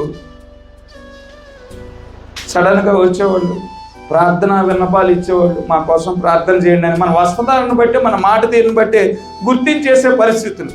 ఆ విధంగానే ప్రవక్త గారిని గుర్తించుంటుంది. గుర్తించి, ఇదిగో నీ దేవుడైన యెహోవా జీవంతోడని చెప్పటం మనం చూడగలుగుతా ఉండినాం. ఇక్కడ ఆమె చెప్తా ఉన్నది. ఆయన అడుగుతూ ఉండినాడు, దాహానికి నీళ్ళు అడిగాడు. నీళ్లు తీసుకురావడానికి వెళ్తున్నప్పుడు నాకు ఒక రొట్టెను తీసుకురామని చెప్పినప్పుడు, యెహోవా జీవంతోడు, ఇదిగో బుడ్డిలో కొంచెం పిండి మాత్రమే ఉంది, తొట్టిలో కొంచెం పిండి మాత్రమే ఉన్నది, బుడ్డిలో కొంచెం నూనె మాత్రమే ఉన్నది, దాంతో ఒక రొట్టె అవుతుందేమో. ఆ రొట్టె తిని ఇక నేను నా కుమారుడు, ఇక అది తినిన తర్వాత ఇక మాకు ఆహారం ఉండదు. తిరిగి సంపాదించుకోవటానికి కూడా అవకాశం లేదు. అవి తిని, ఆ రొట్టె తిని మేమిద్దరం మరణించడానికి నిర్ణయించుకున్నాం అని ఆమె చెప్పటానికి ప్రయత్నం చేస్తూ ఉన్నది. అయితే ఇక్కడ ప్రవక్త మొదటిగా నాకివ్వమంటాం ఇక్కడ చూడగలుగుతూ ఉంది. ఇదే పరిస్థితి కనుక మనం ఉండినట్లయితే విజయవాడలో అదే కరువు ఉందండి. ఎక్కడ ఆహారం దొరికే పరిస్థితులు లేవు, పనులు కూడా ఎక్కడ లేవు, విపరీతమైన కరువు. అదే స్థానంలో మీరు సిస్టర్స్ అయిన మీరు ఊహించుకోండి, ఇంట్లో ఓ చిన్న గ్లాసు బియ్యం మాత్రమే ఉన్నాయి. మీరు మీ బిడ్డ ఇక ఆ గ్లాసు బియ్యంలో కొంచెం కొంచెం తిని ఇక మరణించడానికి నిర్ణయించుకున్నారు. అదే సమయంలో నేను వచ్చి మీ తలుపు తట్టాను అనుకోండి, ఆహారం తీసుకురామన్నాను అనుకోండి, మీరు చెప్తా ఉండొచ్చు, ఇదిగో గ్లాస్ బియ్యం ఉందేనండి. ఉంది బ్రదర్, ఈ గ్లాస్ బియ్యం మాత్రమే ఉంది మా ఇంట్లో. ఇదిగో ఈ గ్లాసు బియ్యంలో నేను కొంచెం, నా బిడ్డ కొంచెం తినేసి ఇక చావటానికి నిర్ణయించుకున్నాం అని చెప్పారు. అయితే నేను మాత్రం మొదటిగా నాకు తీసుకురా అని అడిగితే మీ సమాధానం ఏ విధంగా ఉంటుంది? విధవరాలు చెప్పిన సమాధానం మీరు చెప్పగలుగుతారా?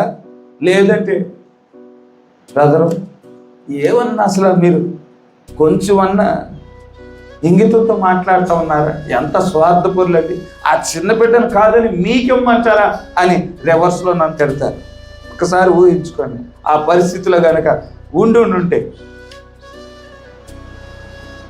అయితే ఇక్కడ ప్రవక్త ఏం కోరుకుంటున్నాడో చూడటానికి, గమనించటానికి, గ్రహించటానికి భౌతికమైన నేత్రాలు ఉంటే సరిపోగానే ఆత్మీయమైన నేత్రాలు అవసరమై ఉన్నది.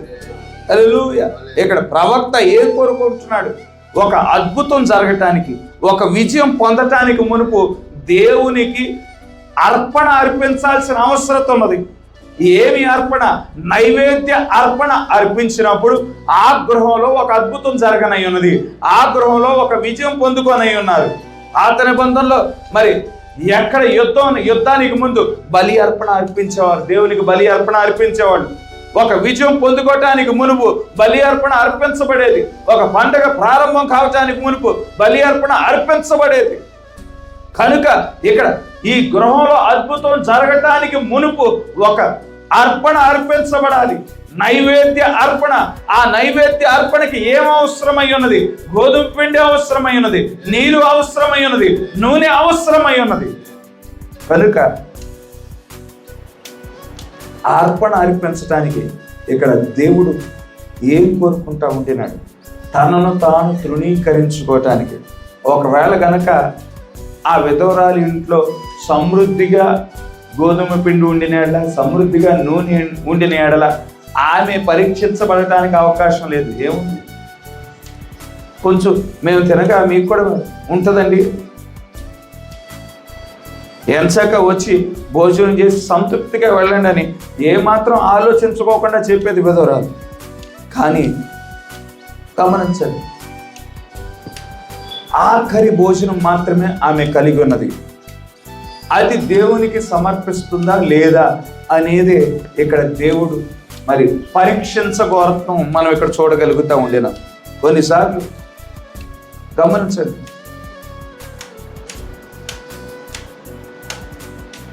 కొన్నిసార్లు మనం దేన్నో ఆశీర్వాదాన్ని ఆశిస్తూ ఉంటాం. కొన్నిసార్లు దీవెనను పొందుకోవాలని కోరుకుంటాం, స్వస్థత పొందుకోవాలని కోరుకుంటూ ఉంటాము. అయితే అది పొందుకోవటానికి మునుపు దేవుడు నీ యొద్ద నుండి కోరుకునేది ఏమిటి? నీ జీవితాన్ని, సమర్పణ జీవితాన్ని దేవుడు కోరుకుంటా ఉండినాడు. హల్లెలూయా. ఆదివారం వచ్చి ఆమె చెప్పినంత మాత్రాన దేవుడు సంతృప్తి చెందడు, పరీక్షించబడటానికి అవకాశం లేదు.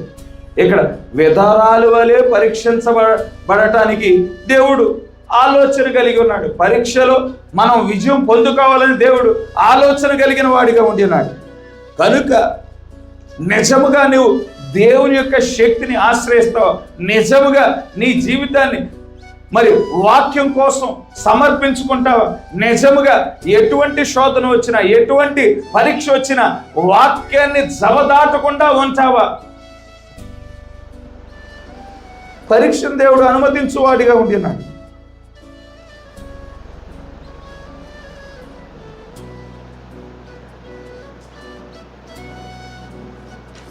ఇక్కడ గమనించండి, ఇక్కడ ప్రవక్త మాట్లాడుతూ ఉంటున్నాడు. ఆమె ఇంకా ప్రవక్త గారు చెప్పిన మాటకి లోబడుతుందా లేదా అని ప్రవక్త గారు అడగటం లేదు. మొదటిగా నాకు వెళ్ళి ఒక అప్పం చేసి తీసుకురా అని ఇక్కడ ప్రవక్త చెప్తా ఉంటున్నాడు. మనకిలాగా 30 సంవత్సరాల పాటు నువ్వు మారు మనసు పొందు, దేవుని యందు విశ్వాసం ఉంచు, మరి దేవుని శక్తి మీద ఆధారపడు అని 30 సంవత్సరాలు 40 సంవత్సరాల నుండి మరి వాక్యము బోధించబడలేదు ఈ సారెపాతు విధవరాలికి.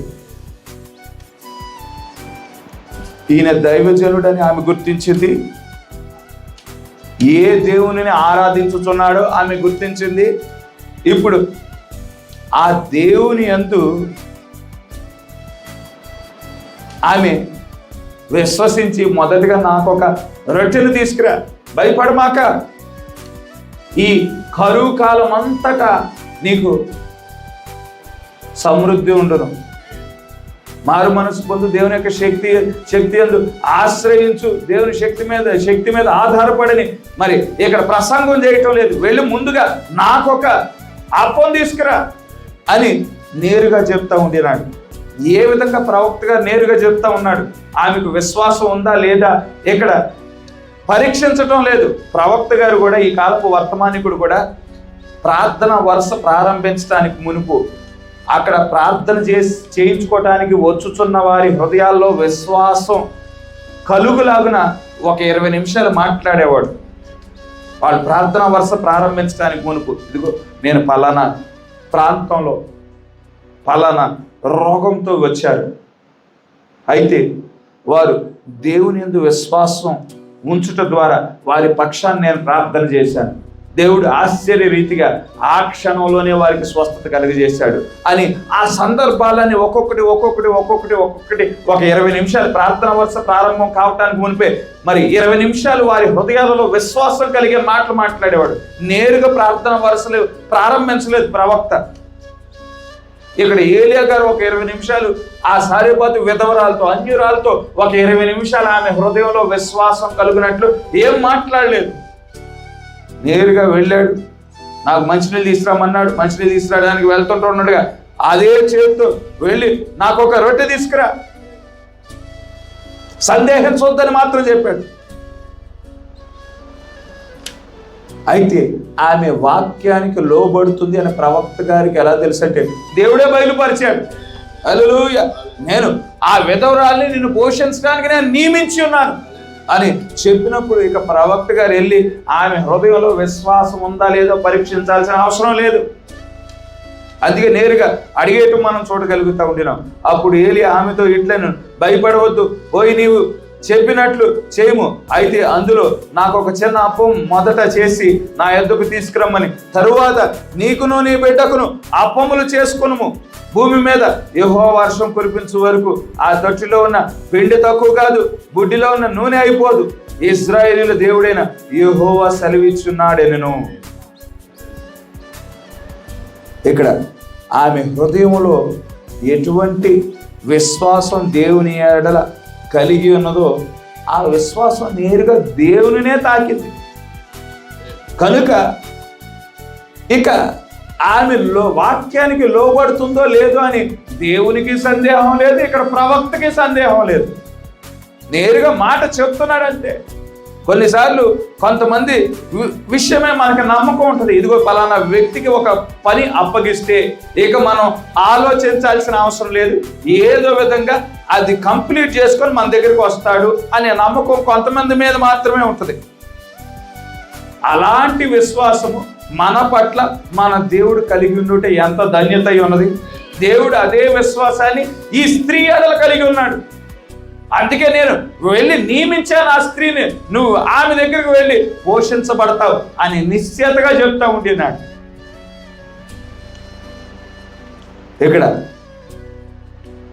మొదటి దశలో ఇక్కడ ఏలియా కాకోళముల చేత పోషించబడినట్లు మనం చూడగలుగుతూ ఉంటున్నాం. మొదటి దశ, ఆ దశలు పెరుగుతూ ఉండటం మనం చూడగలం. ఏలియా యొక్క జర్నీలో అనేక దశలు ఉన్నాయి. మొదటి దశలో కాకోళముల చేత పోషించబడ్డాడు. రెండో దశలో ఇంకొంచెం పైకి వెళ్ళాడు, ఒక విధవరాల ద్వారా పోషించబడతా ఉన్నాడు. ఇంకొంచెం ముందుకు వెళ్దాం. మొదటి రాజుల గ్రంథము 18వ అధ్యాయము 20వ వచనం.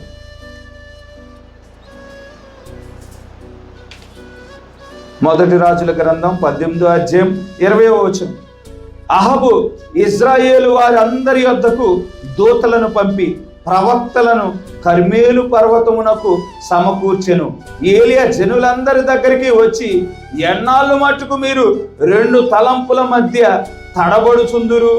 యెహోవా దేవుడైతే ఆయనను అనుసరించుడి, బయలు దేవుడైతే వానిని అనుసరించుడని ప్రకటన చేయగా జనులు అతనికి ప్రత్యుత్తరముగా ఒక మాటైనను పలుకకపోయిరి. అప్పుడు ఏలియా యెహోవాకు ప్రవక్తలైన వారిలో నేను ఒక్కనే శేషించి ఉన్నాను, అయితే బయలునకు ప్రవక్తలు 450 మంది ఉన్నారు. మాకు 2 ఎడ్లను ఇయ్యుడి.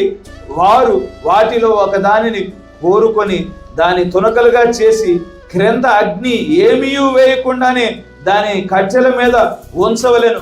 2వ ఎద్దును నేను సిద్ధం చేసి క్రింద అగ్ని ఏమీ వేయకుండా దానిని కట్టెల మీద ఉంచుదును. తరువాత మీరు మీ దేవత పేరును బట్టి ప్రార్థన చేయుడి, నేనైతే యెహోవా నామమును బట్టి ప్రార్థన చేయుదును. ఏ దేవుడు కట్టెలను తగలబెట్టుట చేత ప్రత్యుత్తరమిచ్చునో ఆయనే దేవుడని నిశ్చయించుదుము రండని ఏలియా మరలా జనులతో చెప్పగా జనులందరూ ఆ మాట మంచిదని ప్రత్యుత్తరం ఇచ్చిరి. అప్పుడు ఏలియా బయలు ప్రవక్తలను పిలిచి, మీరు అనేకులై ఉన్నారు గనుక మీరే మొదట ఒక ఎద్దును కోరుకొని సిద్ధము చేసి మీ దేవత పేరును బట్టి ప్రార్థన చేయుడి, అయితే మీరు అగ్ని ఏమీ క్రింద వేయవద్దు అని చెప్పగా వారు తమకు ఇయ్యబడిన ఎద్దును తీసుకొని సిద్ధము చేసి ఉదయం మొదలుకొని మధ్యాహ్నం వరకు బయలు మా ప్రార్థన వినుమని బయలు పేరును బట్టి ప్రార్థన చేసిరి, కానీ ఒక మాట అయినను ప్రత్యుత్తరం ఇచ్చువాడు ఎవడును లేకపోగా వారు తాము చేసిన బలిపీఠం వద్ద గంతులు వేయుట మొదలుపెట్టిరి. అసలు ఈ ఇజ్రాయేలు మీదకి ఈ ఉపద్రవం రావటానికి కారణం ఏంటి? ఏలియా చెప్పినట్లు వర్షము కురిపించకపోవటానికి కారణం ఏమిటి? అసలైన దేవుణ్ణి విడిచిపెట్టారు, ఆ బయలుని ఆరాధన చేయటం మొదలు పెట్టారు. అహాబు ఎప్పుడైతే ఆ యెజబేలును పెళ్లి చేసుకున్నాడు, ఆ యెజబేలు ఏం చేసింది? మరి తనతో పాటు విగ్రహాలను తీసుకొచ్చింది.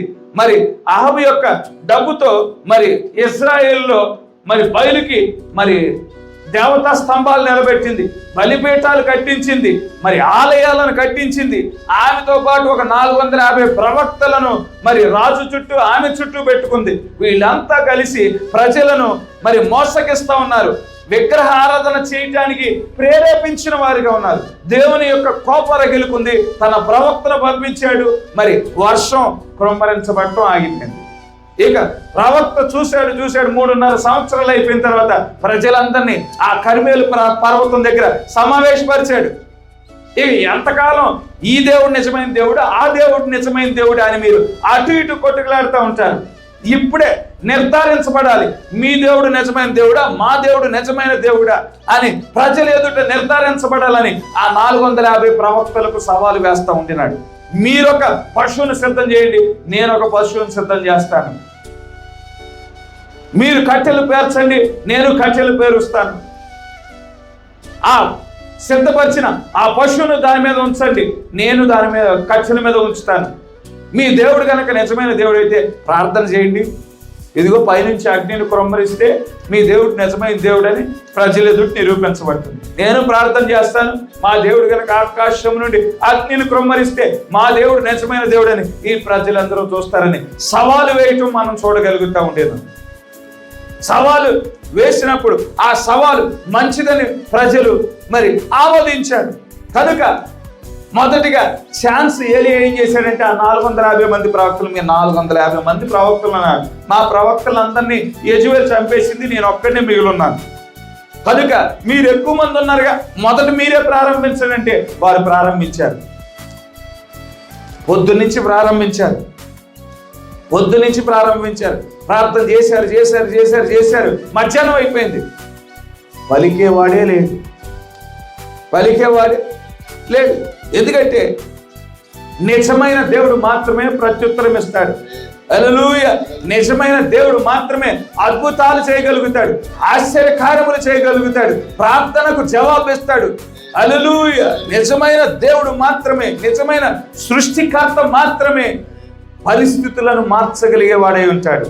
కనుక వారు పొద్దున్నుంచి మధ్యాహ్నం దాకా ప్రార్థన చేశారు, కానీ మరి పలికే దేవుడే లేడని ఇక్కడ చూస్తూ ఉండినాం. ఇక ప్రార్థన చేశారు, ఏ మాత్రము మరి పరిస్థితి ఏం మారటం లేదు. ఇక ఏం చేశారంటే ఉద్రేకంతో ప్రార్థన చేస్తే ఏమన్నా చెల్లిస్తాడేమో దేవుడని గంతులు వేయటం మొదలు పెట్టారు.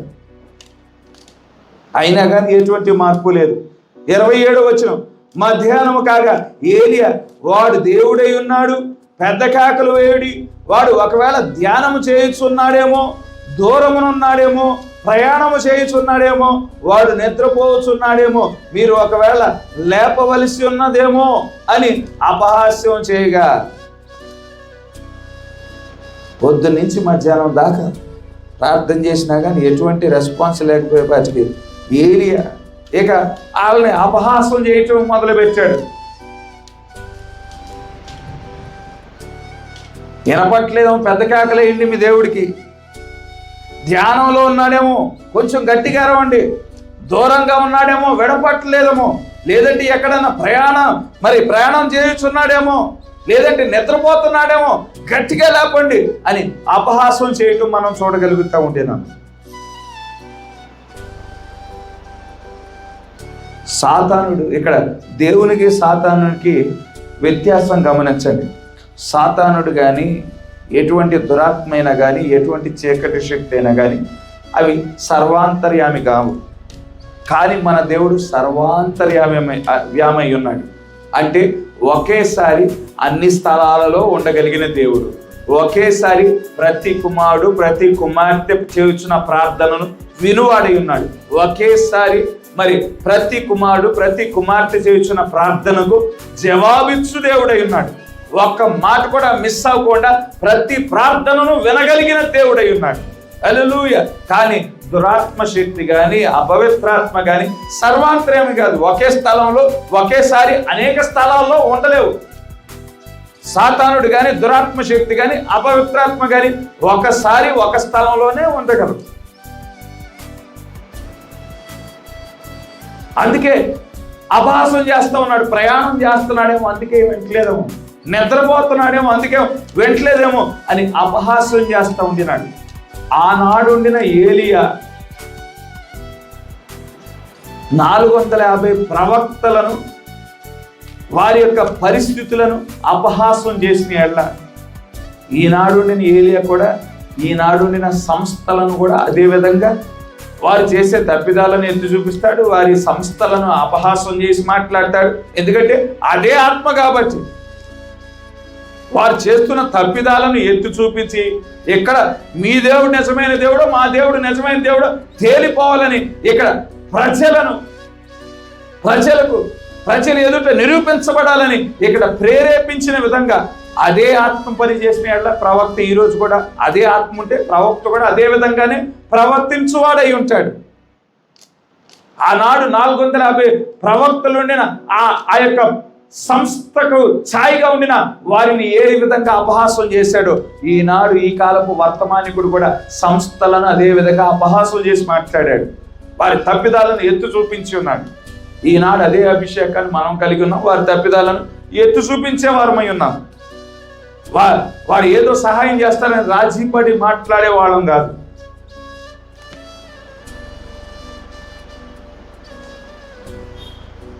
వారు మరిగట్టిగా కేకలు వేయచ్చు, 28వ వచనం, వారు మరిగట్టిగా కేకలు వేయచ్చు, రక్తము కారు మట్టుకు తమ మర్యాద చొప్పున కత్తులతోనూ శస్త్రములతోనూ తమ దేహములను కోసుకొని చుండిరి. ఆ ప్రకారము మధ్యాహ్నమైన తరువాత అస్తమయ నైవేద్యము అర్పించు సమయం వరకు వారు ప్రకటనము చేయుచూ వచ్చిరి గాని మాట అయినను ప్రత్యుత్తరమిచ్చు వాడైనను లక్ష్యము చేసిన వాడైనను లేకపోయాను. ఇక ఎప్పుడైతే ఈ ఏలియా యొక్క అపహాస్యపు మాటలు విన్నారో మరింత కోపం వచ్చింది, మరింత పౌరుషం వచ్చింది. ఇక ఏం చేశారంటే కత్తులు తీసుకున్నారు, అస్త్రములు తీసుకున్నారు, వారిని వారు కోసుకోవటం మొదలు పెట్టారు. వారి మర్యాద చొప్పున రక్తం అర్పిస్తే మన దేవుడు చెల్లిస్తాడేమో అని వారు భావించి ఆ కత్తుల చేత అస్త్రముల చేత కోసుకోవటం మొదలు పెట్టారు. మధ్యాహ్నం నుంచి ఆ కార్యం చేయటం మొదలు పెట్టారు. మధ్యాహ్నం నుంచి మరి ఆ బలిపీఠం చుట్టూ నాట్యం చేయటం మొదలు పెట్టారు. మధ్యాహ్నం నుంచి ఆ కత్తులతో కోసుకోవటం మొదలు పెట్టారు. అయినా కానీ వారి దేవుడు చెల్లించని వాడిగా ఉండినాడు. అప్పటికే సాయంకాలం అయిపోయింది. సాయంకాలపు నైవేద్య సమయం వచ్చేసింది. వారు ప్రవచించడం మొదలు పెట్టారంట, ప్రకటన చేయటం మొదలు పెట్టారంట. ప్రకటన చేయటం అంటే ఇదిగో రేపు వస్తానన్నాడు మా దేవుడు, ఎల్లుండి వస్తానన్నాడు. కాదు, ఈ రోజే రావాలి. రేపు వచ్చే లెక్కైతే నోరు మూసుకొని కూర్చోండి. మీ దేవుడు శక్తి కలిగిన దేవుడైతే ప్రవచనాలు ఏదైనా ప్రవచిస్తారు. రేపు ఉండగా ఎవరు? మీ దేవుడి శక్తి అంటే ఈ రోజే తేలిపోవాలి అని ఏలియా వారి మాటలు ఖండించుండి ఉంటాడు. 30వ వచనం, అప్పుడు ఏలియా నా దగ్గరకు రండని జనులందరితో చెప్పగా జనులందరూ అతని దగ్గరకు వచ్చిరి. అతడు క్రింద పడద్రోయబడిన యెహోవా బలిపీఠమును బాగు చేసి, ఇక్కడ గమనించండి, ఏలియా యొక్క పరిచర్య ఏమై ఉన్నది? పడిపోయిన బలిపీఠాన్ని పునరుద్ధరించు దేవుడై ఉన్నాడు. హల్లెలూయా, పునరుద్ధరించు దేవుడై ఉన్నాడు. ఆయన పరిచర్య మరి ఏ విశ్వాసం నుంచి అయితే మనం కోల్పోయాం తిరిగి ఆ విశ్వాసం యొద్దకు మనల్ని నడిపించువాడై ఉన్నాడు. అక్కడ మరి పాత నిబంధనలో అయితే ఒక భౌతికమైన కార్యాన్ని చేస్తా ఉన్నాడు. పడిపోయిన బలిపీఠాన్ని పునర్నిర్మిస్తూ ఉండినాడు. ఇక్కడ కోల్పోయిన విశ్వాసాన్ని, ఏ అపోస్తుల విశ్వాసం నుండి అయితే మనం తొలగిపోయామో అదే అపోస్తుల విశ్వాసం యొద్దకు ఈ కాలపు వర్తమానికుడు మనల్ని నడిపిస్తూ ఉండినాడు. హల్లెలూయా. కనుక మనం ఆ కోల్పోయిన ఆ విశ్వాసాన్ని మనం పొందుకోకుండా, ఆ విశ్వాసపు జీవితాన్ని మనం కలిగి ఉండకుండా ప్రతి ఆరాధనకు వచ్చినా కానీ దేవుని యొక్క శక్తిని చూడలేము. కోల్పోయిన ఆ విశ్వాసాన్ని మనం పొందుకోవాలి. కోల్పోయిన ఆ క్రమాన్ని మనం పొందుకోవాల్సిన వారమై ఉన్నాం. ఆ విశ్వాసాన్ని, ఆ సమర్పణ జీవితాన్ని మనం పొందుకుంటే గాని దేవుని యొక్క శక్తిని మనం చూడలేని వారముగా ఉంటాం. అయితే ఈ కాలపు వర్తమానికుని యొక్క పరిచర్య ఏంటి? ఆ కోల్పోయిన విశ్వాసాన్ని పునరుద్ధరించే పరిచర్య ఉన్నది.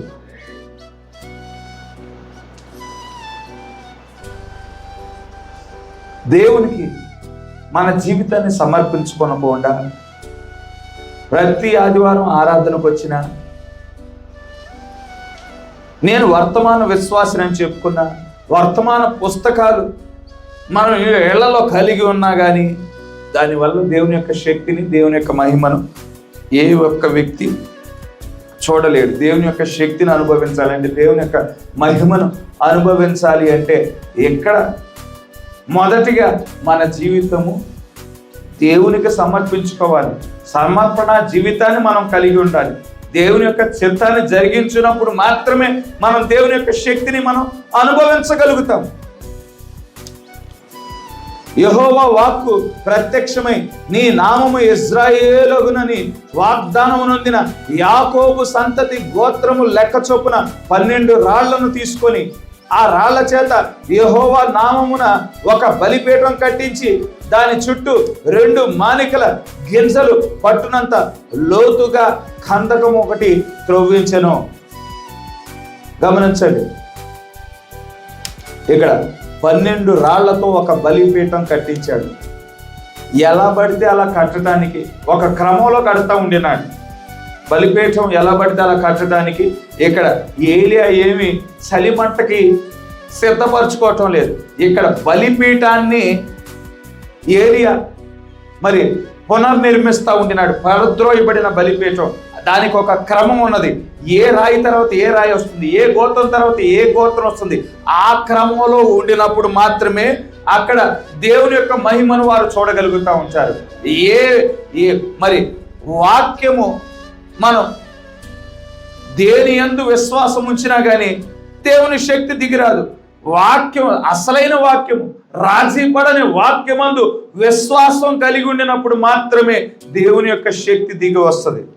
ఇక్కడ ఆ వాక్యాన్ని క్రమముగా మన ఎదుట పెట్టువాడు ఏలియా అయి ఉన్నాడు. అదే ఏలియా యొక్క పరిచర్య అయి ఉన్నది. కనుక ఇక్కడ చలిమంట కాసుకోవటానికి బలిపీఠం కట్టడం లేదు, చలిమంట కాసుకోవటానికి అక్కడ సిద్ధపరచడం లేదు. ఒక బలిపీఠాన్ని కట్టడానికి, దేవునికి బలి అర్పించడానికి బలిపీఠము, అది దానికి ఒక క్రమం ఉన్నది. ఆ క్రమంలో మరి ఏలియా బలిపీఠం నిర్మించడం మనం చూడగలుగుతూ ఉండినాం. ఆ బలిపీఠాన్ని కట్టి ఉన్నాడు. కట్టెలు క్రమముగా పేర్చి ఎద్దును తునకలుగా చేసి కోసి ఆ కట్టెల మీద ఉంచి జనులు చూచుచుండగా మీరు 4 తొట్ల నిండా నీళ్లు నింపి దహన బలి పశు మాంసం మీద కట్టెల మీదను పోయిడని చెప్పెను. అది అయిన తరువాత 2వ మారు ఆ ప్రకారమే చేయుడని అతడు చెప్పగా 2వ మారును అలాగే చేసిరి. 3వ మారును చేయుడనగా వారు 3వ మారును చేసిరి. అప్పుడు ఆ నీళ్లు బలిపీఠం చుట్టూను పొర్లి పారెను, మరియు అతడు కందకమును నీళ్లతో నింపెను. ఆ బలిపీఠం కట్టాడు, కట్టెలు పేర్చాడు, ఆ సిద్ధపరిచిన ఆ పశు మాంసాన్ని కూడా అక్కడ పేర్చి ఆ బలిపీఠం చుట్టూ ఒక చిన్న గచ్చులాగా తవ్వండి అని చెప్పాడు. గచ్చులాగా తవ్వారు. ఇప్పుడు ఒక్కొక్కసారి 4 తొట్టిల నీళ్లు 3 సార్లు తెమ్మన్నాడు. అంటే 12 బలిపీఠం కట్టడానికి 12 రాళ్ళు, అదేవిధంగా 12 తొట్ల నీళ్లు ఆ బలిపీఠం మీద పోశాడు, ఆ పశువు మీద పోశారు. ఆ 12 తొట్ల నీళ్లు పోసేపాటికి ఆ కట్టెలు పూర్తిగా నానిపోయాయి, ఆ మాంసము పూర్తిగా నానిపోయింది, బలిపీఠం కూడా పూర్తిగా ఆ నీళ్లతో నింపబడింది. ఆ బలిపీఠం చుట్టూ మరి ఒక చిన్న తొట్టిలాగా వారు తవ్వారు, అదంతా నీళ్లతో నిండిపోయింది. చూసే వాళ్ళకి ఏం అర్థం కావటం లేదు.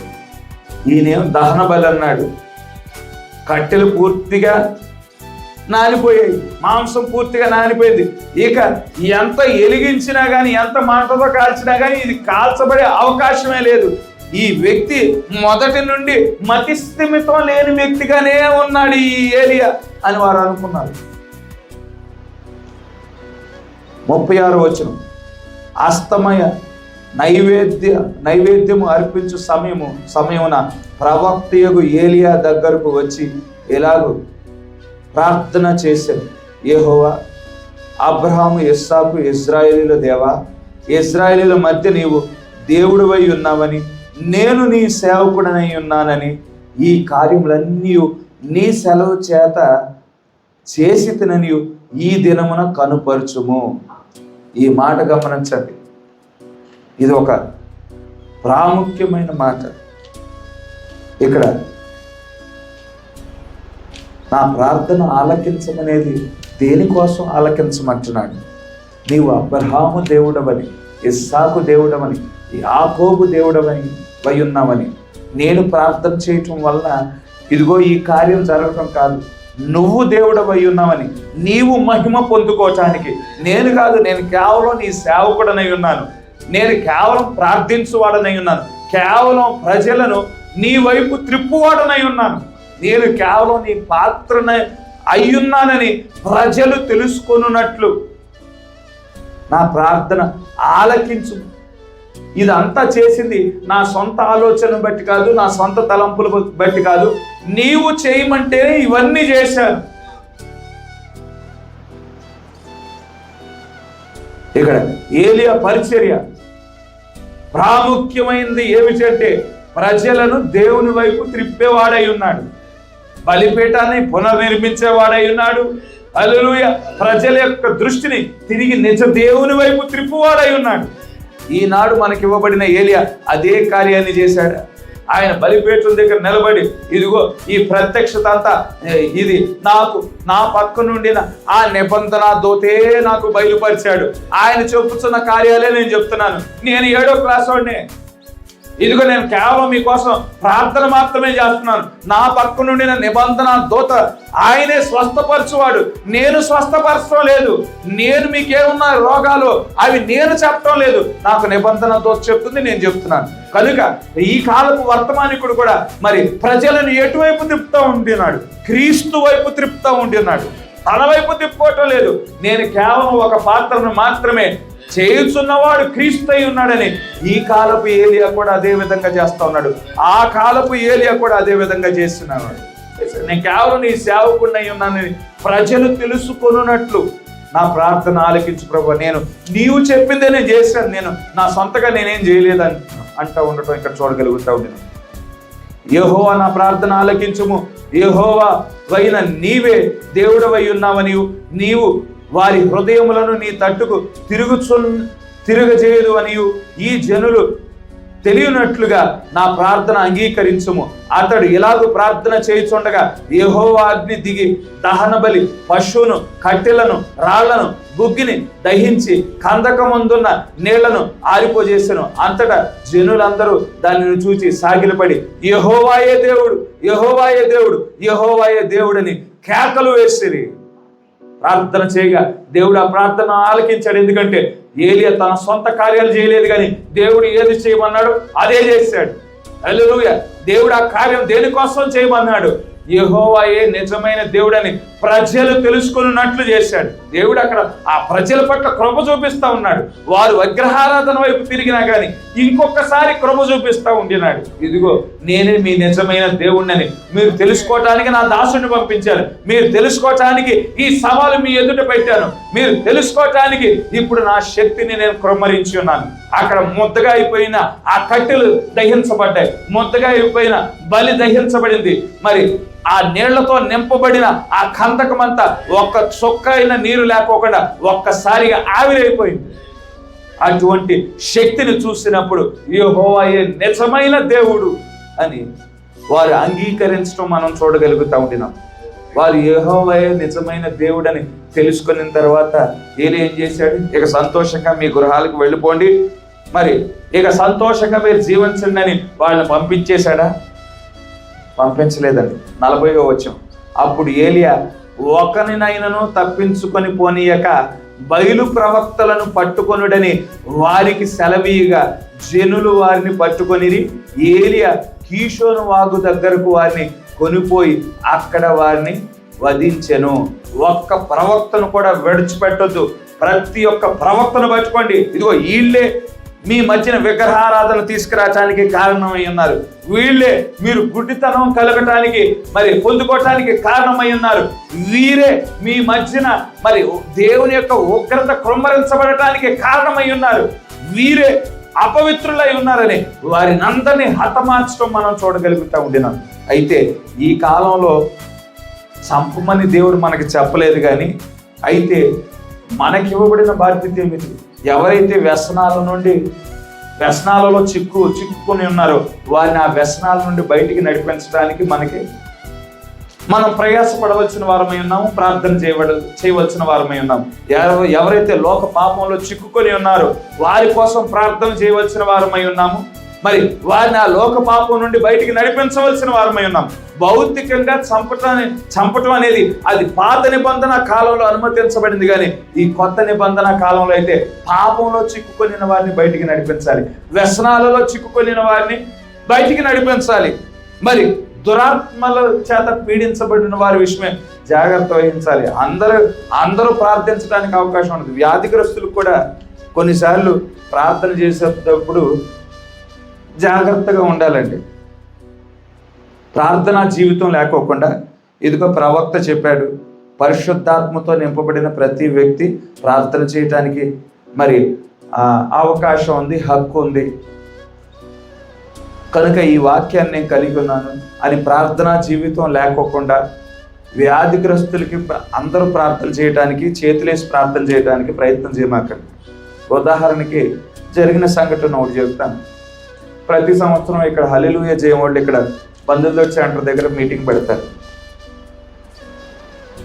మా అత్తకి మా మేనమామ గారి పెద్ద మేనమామ గారి భార్య 2 కిడ్నీలు ఫెయిల్ అయ్యాయి, చావు బతుకుల్లో ఉంది. ఈ హల్లెలూయా జయం వాళ్ళు ప్రతి సంవత్సరం మీటింగ్ పెడతారు. చెన్నై నుంచి ఒక ప్రసంగికుని తీసుకొచ్చారు. సరే చావు బతుకులో ఉంది, ప్రార్థన చేపిద్దామని ఇంటికి తీసుకొచ్చారు, మామయ్య వాళ్ళ ఇంటికి. 2 కిడ్నీలు ఫెయిల్ అయిపోయినాయి. ఇక పూర్తిగా మరణించే స్థితికి వచ్చేసింది. ప్రార్థన చేయటానికి వచ్చినప్పుడు మరి ఆ పాస్టర్ గారికి ప్రార్థన అనుభవం లేదేమో, మరి ప్రార్థన చేయటానికి ముందు బాగానే ఉన్నాడు, బాగానే ప్రార్థన చేశాడు. ప్రార్థన అయ్యే లోపు ఆమెకి ఏ కిడ్నీలు అయితే ఫెయిల్ అయినో ఆయనకి ఆ కిడ్నీల దగ్గర నొప్పి, విపరీతమైన నొప్పి. ఇలా పట్టుకొని పారిపోయాడు, ఆ నొప్పికి తట్టుకోలేక. ఆయన్ని పట్టుకొని తీసుకెళ్లాల్సి వచ్చింది. కనుక ప్రతి రోగం వెనకాల ఒక ఆత్మ ఉంటుంది. ఆ ఆత్మను ఎదుర్కోవాలంటే మొదటిగా మీకు ప్రార్థనా జీవితం, ప్రార్థనా అనుభవం ఉండాలి. తొందరపడి చేతులు ఏమక్కర్లేదు. కనుక వ్యసనాలు చిక్కుకొనిన వారి విషయమే వ్యక్తిగతంగా ప్రార్థన చేయండి. కొంతమంది మరి గబాలను ప్రార్థన చేయటానికి మరి చేతులేసి ప్రార్థన చేసే పరిస్థితులు చూస్తూ ఉన్నాను. కనుక ప్రార్థన అనుభవం ఉంటే పర్వాలేదు, ఆ పరిచయం చేయడానికి కోసం దేవుడు నియమించుకుంటే పర్వాలేదు. కానీ మరి అవి తిరిగి దాడి చేసినప్పుడు, ఆ దురాత్మలు తిరిగి దాడి చేసినప్పుడు, మరి ఎదుర్కొనే శక్తి లేనప్పుడు, ప్రార్థనా జీవితం లేనప్పుడు మరి ఆ పరిస్థితిని అనుభవించాల్సిన పరిస్థితి వస్తుంది. కనుక ఇక్కడ పిమ్మట ఏలియా విస్తారమైన వర్షం వచ్చినట్లుగా ఇక బలి అర్పణ అర్పించబడింది. తర్వాత ఇదంతా యెహోవాయే నిజమైన దేవుడని వారు గుర్తించడానికి కర్మేలు పర్వతం యొక్క అనుభవం అంతా. అసలు వారి మీదకి కరువు వచ్చింది, వారు నిజ దేవుడిని విడిచిపెట్టారని. ఇప్పుడు ఆ నిజ దేవుడు ఎవరో గుర్తించడానికి దేవుడి కార్యమంతా చేశాడు. తర్వాత బలి అర్పణ అర్పించబడింది, యెహోవాయే నిజ దేవుడని వారు అంగీకరించారు.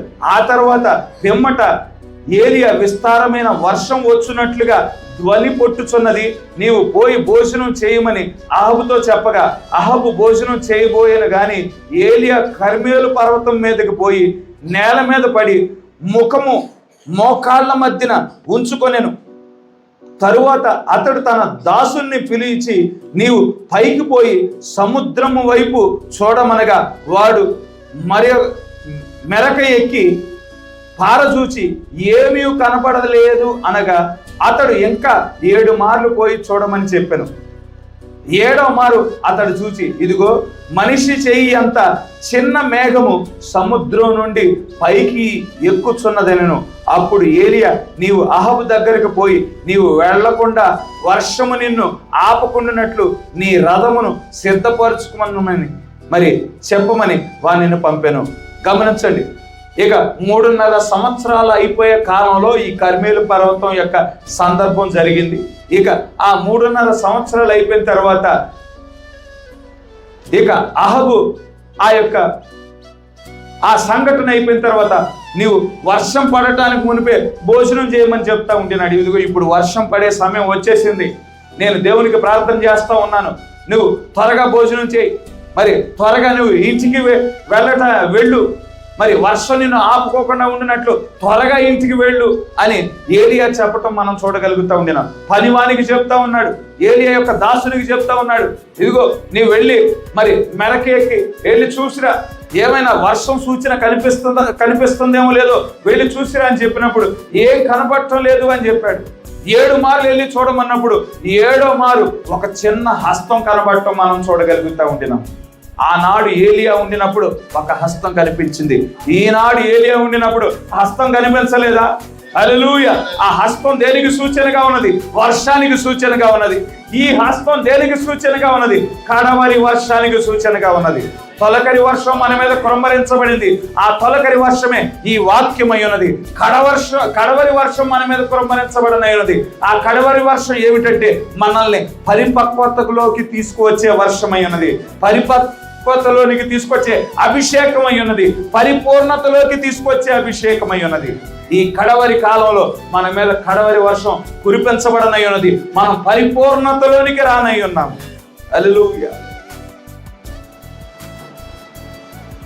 అయితే గమనించండి, ఇవన్నీ జరిగిన తర్వాత ఏలియా కాకోడముల చేత పోషించబడ్డాడు. ఏలియా మరి విధవరాల ద్వారా పోషించబడ్డాడు. ఏలియా కర్మేలు పర్వతం మీద ఆయన అగ్నిని కృమ్మరించినట్లు ప్రార్థన చేశాడు. ఏలియా వర్షము కృమ్మరించినట్లు ప్రార్థన చేశాడు. ఇదంతా జరిగిన తర్వాత మీకు వాక్యం చదవటం లేదు, 19వ అధ్యాయంలో ఈ చెప్పే మాటలన్నీ ఉన్నాయి, ఎందుకంటే సమయం అయిపోయింది. 19వ అధ్యాయంకి వచ్చేపాటికి అహబు వెళ్ళాడు. ఈ జరిగిన సంగతి 450 మంది ప్రవక్తలు చంపేశాడని వెళ్ళి యెజ్బేలుకి చెప్పాడు.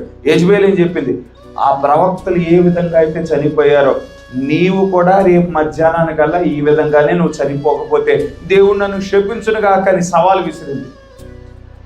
అగ్నిని తీసుకురాగలిగిన ఏలియా, వర్షాన్ని తీసుకురాగలిగిన ఏలియా, కర్మేలు మరి ఆ కాకోళముల చేత పోషించబడిన ఏలియా, మరి ఆ విధవరాల ద్వారా పోషించబడిన ఏలియా, జరగనైన సంగతులు ప్రవచించగలిగిన ఏలియా, ఒక స్త్రీ ఇచ్చిన మరి ఆ యొక్క హెచ్చరికలను బట్టి అరణ్యానికి పారిపోవటం చూడగలుగుతా ఉన్నాను. తన దాసుడినేమో బెర్షెబా దగ్గర విడిచిపెట్టేశాడు, ఆయనేమో అరణ్యానికి పారిపోయి అరణ్యంలో ఆ యొక్క జునిపర్ ట్రీ, తెలుగులో ఏముందండి, ఇంగ్లీష్లో జునిపర్ ట్రీ, తెలుగులో బద్రీ వృక్షం.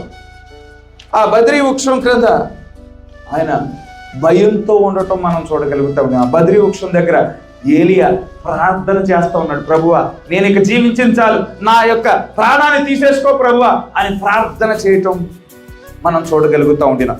ఈ పరిస్థితులన్నీ ఎప్పుడండి, ఏలియా కొనిపోబడటానికి మునుపు. ఏలియా కొనిపోబడటానికి మునుపు ప్రవచించాడు, కాకోళముల ద్వారా పోషించబడ్డాడు. ఇదిగో నీ నీ నీ యొక్క గృహంలో సమృద్ధి ఉంటుంది, బయటంతా కరువు ఉండినా కానీ నీ గృహంలో సమృద్ధి ఉంటుందని ప్రవచించగలిగాడు. కర్మేలు పర్వతం మీద నిజ దేవుడు ఎవరో ఆయన నిరూపించగలిగాడు. పడిపోయిన బలిపీఠాన్ని పునరుద్ధరించగలిగాడు. ఇవన్నీ కార్యాలు చేసిన ఏలియా ఆ బద్రీ వృక్షం క్రింద ఒక స్త్రీ ఇచ్చిన బెదిరింపును బట్టి భయపడి, ప్రభువా నా ప్రాణం తీసేసుకో ప్రభువా అని అక్కడ దేవుని వేడుకోవటం మనం చూడగలుగుతా ఉండినాం. ప్రతి ఒక్క విశ్వాసి ఈ బద్రీ వృక్షం క్రింద ఏలియా పొందుకునే అనుభవం కొన్నిసార్లు పొందుకునే అవకాశం ఉంటుంది. ప్రభువా మనం దేవుని యొక్క మహిమను చూసిన తర్వాత కూడా, దేవుని యొక్క శక్తిని చూసిన తర్వాత ఇప్పుడు ఏం చేయాలో పాలుపోని స్థితికి ఒకసారి వస్తాం. అయితే ఏలియాకి ఏం జరిగింది, ఆ బద్రీ వృక్షం కింద ధైర్యం కోల్పోయినప్పుడు, మరి ఆ నిశ్చయత కోల్పోయినప్పుడు, ఏలియా మీద ఆ అభిషేకం తీసివేయబడినప్పుడు ఆయనలో సందేహము, భయము మరి ప్రారంభం అవటం మనం చూడగలుగుతా ఉన్నాం. అటువంటి సందర్భాలలో గమనించండి, దేవుడే తన దూతను తీసుకొని మరి దూతను పంపించి దేవుడే తన యొక్క ప్రవక్తను పోషించటం మనం చూడగలుగుతూ ఉండినాం.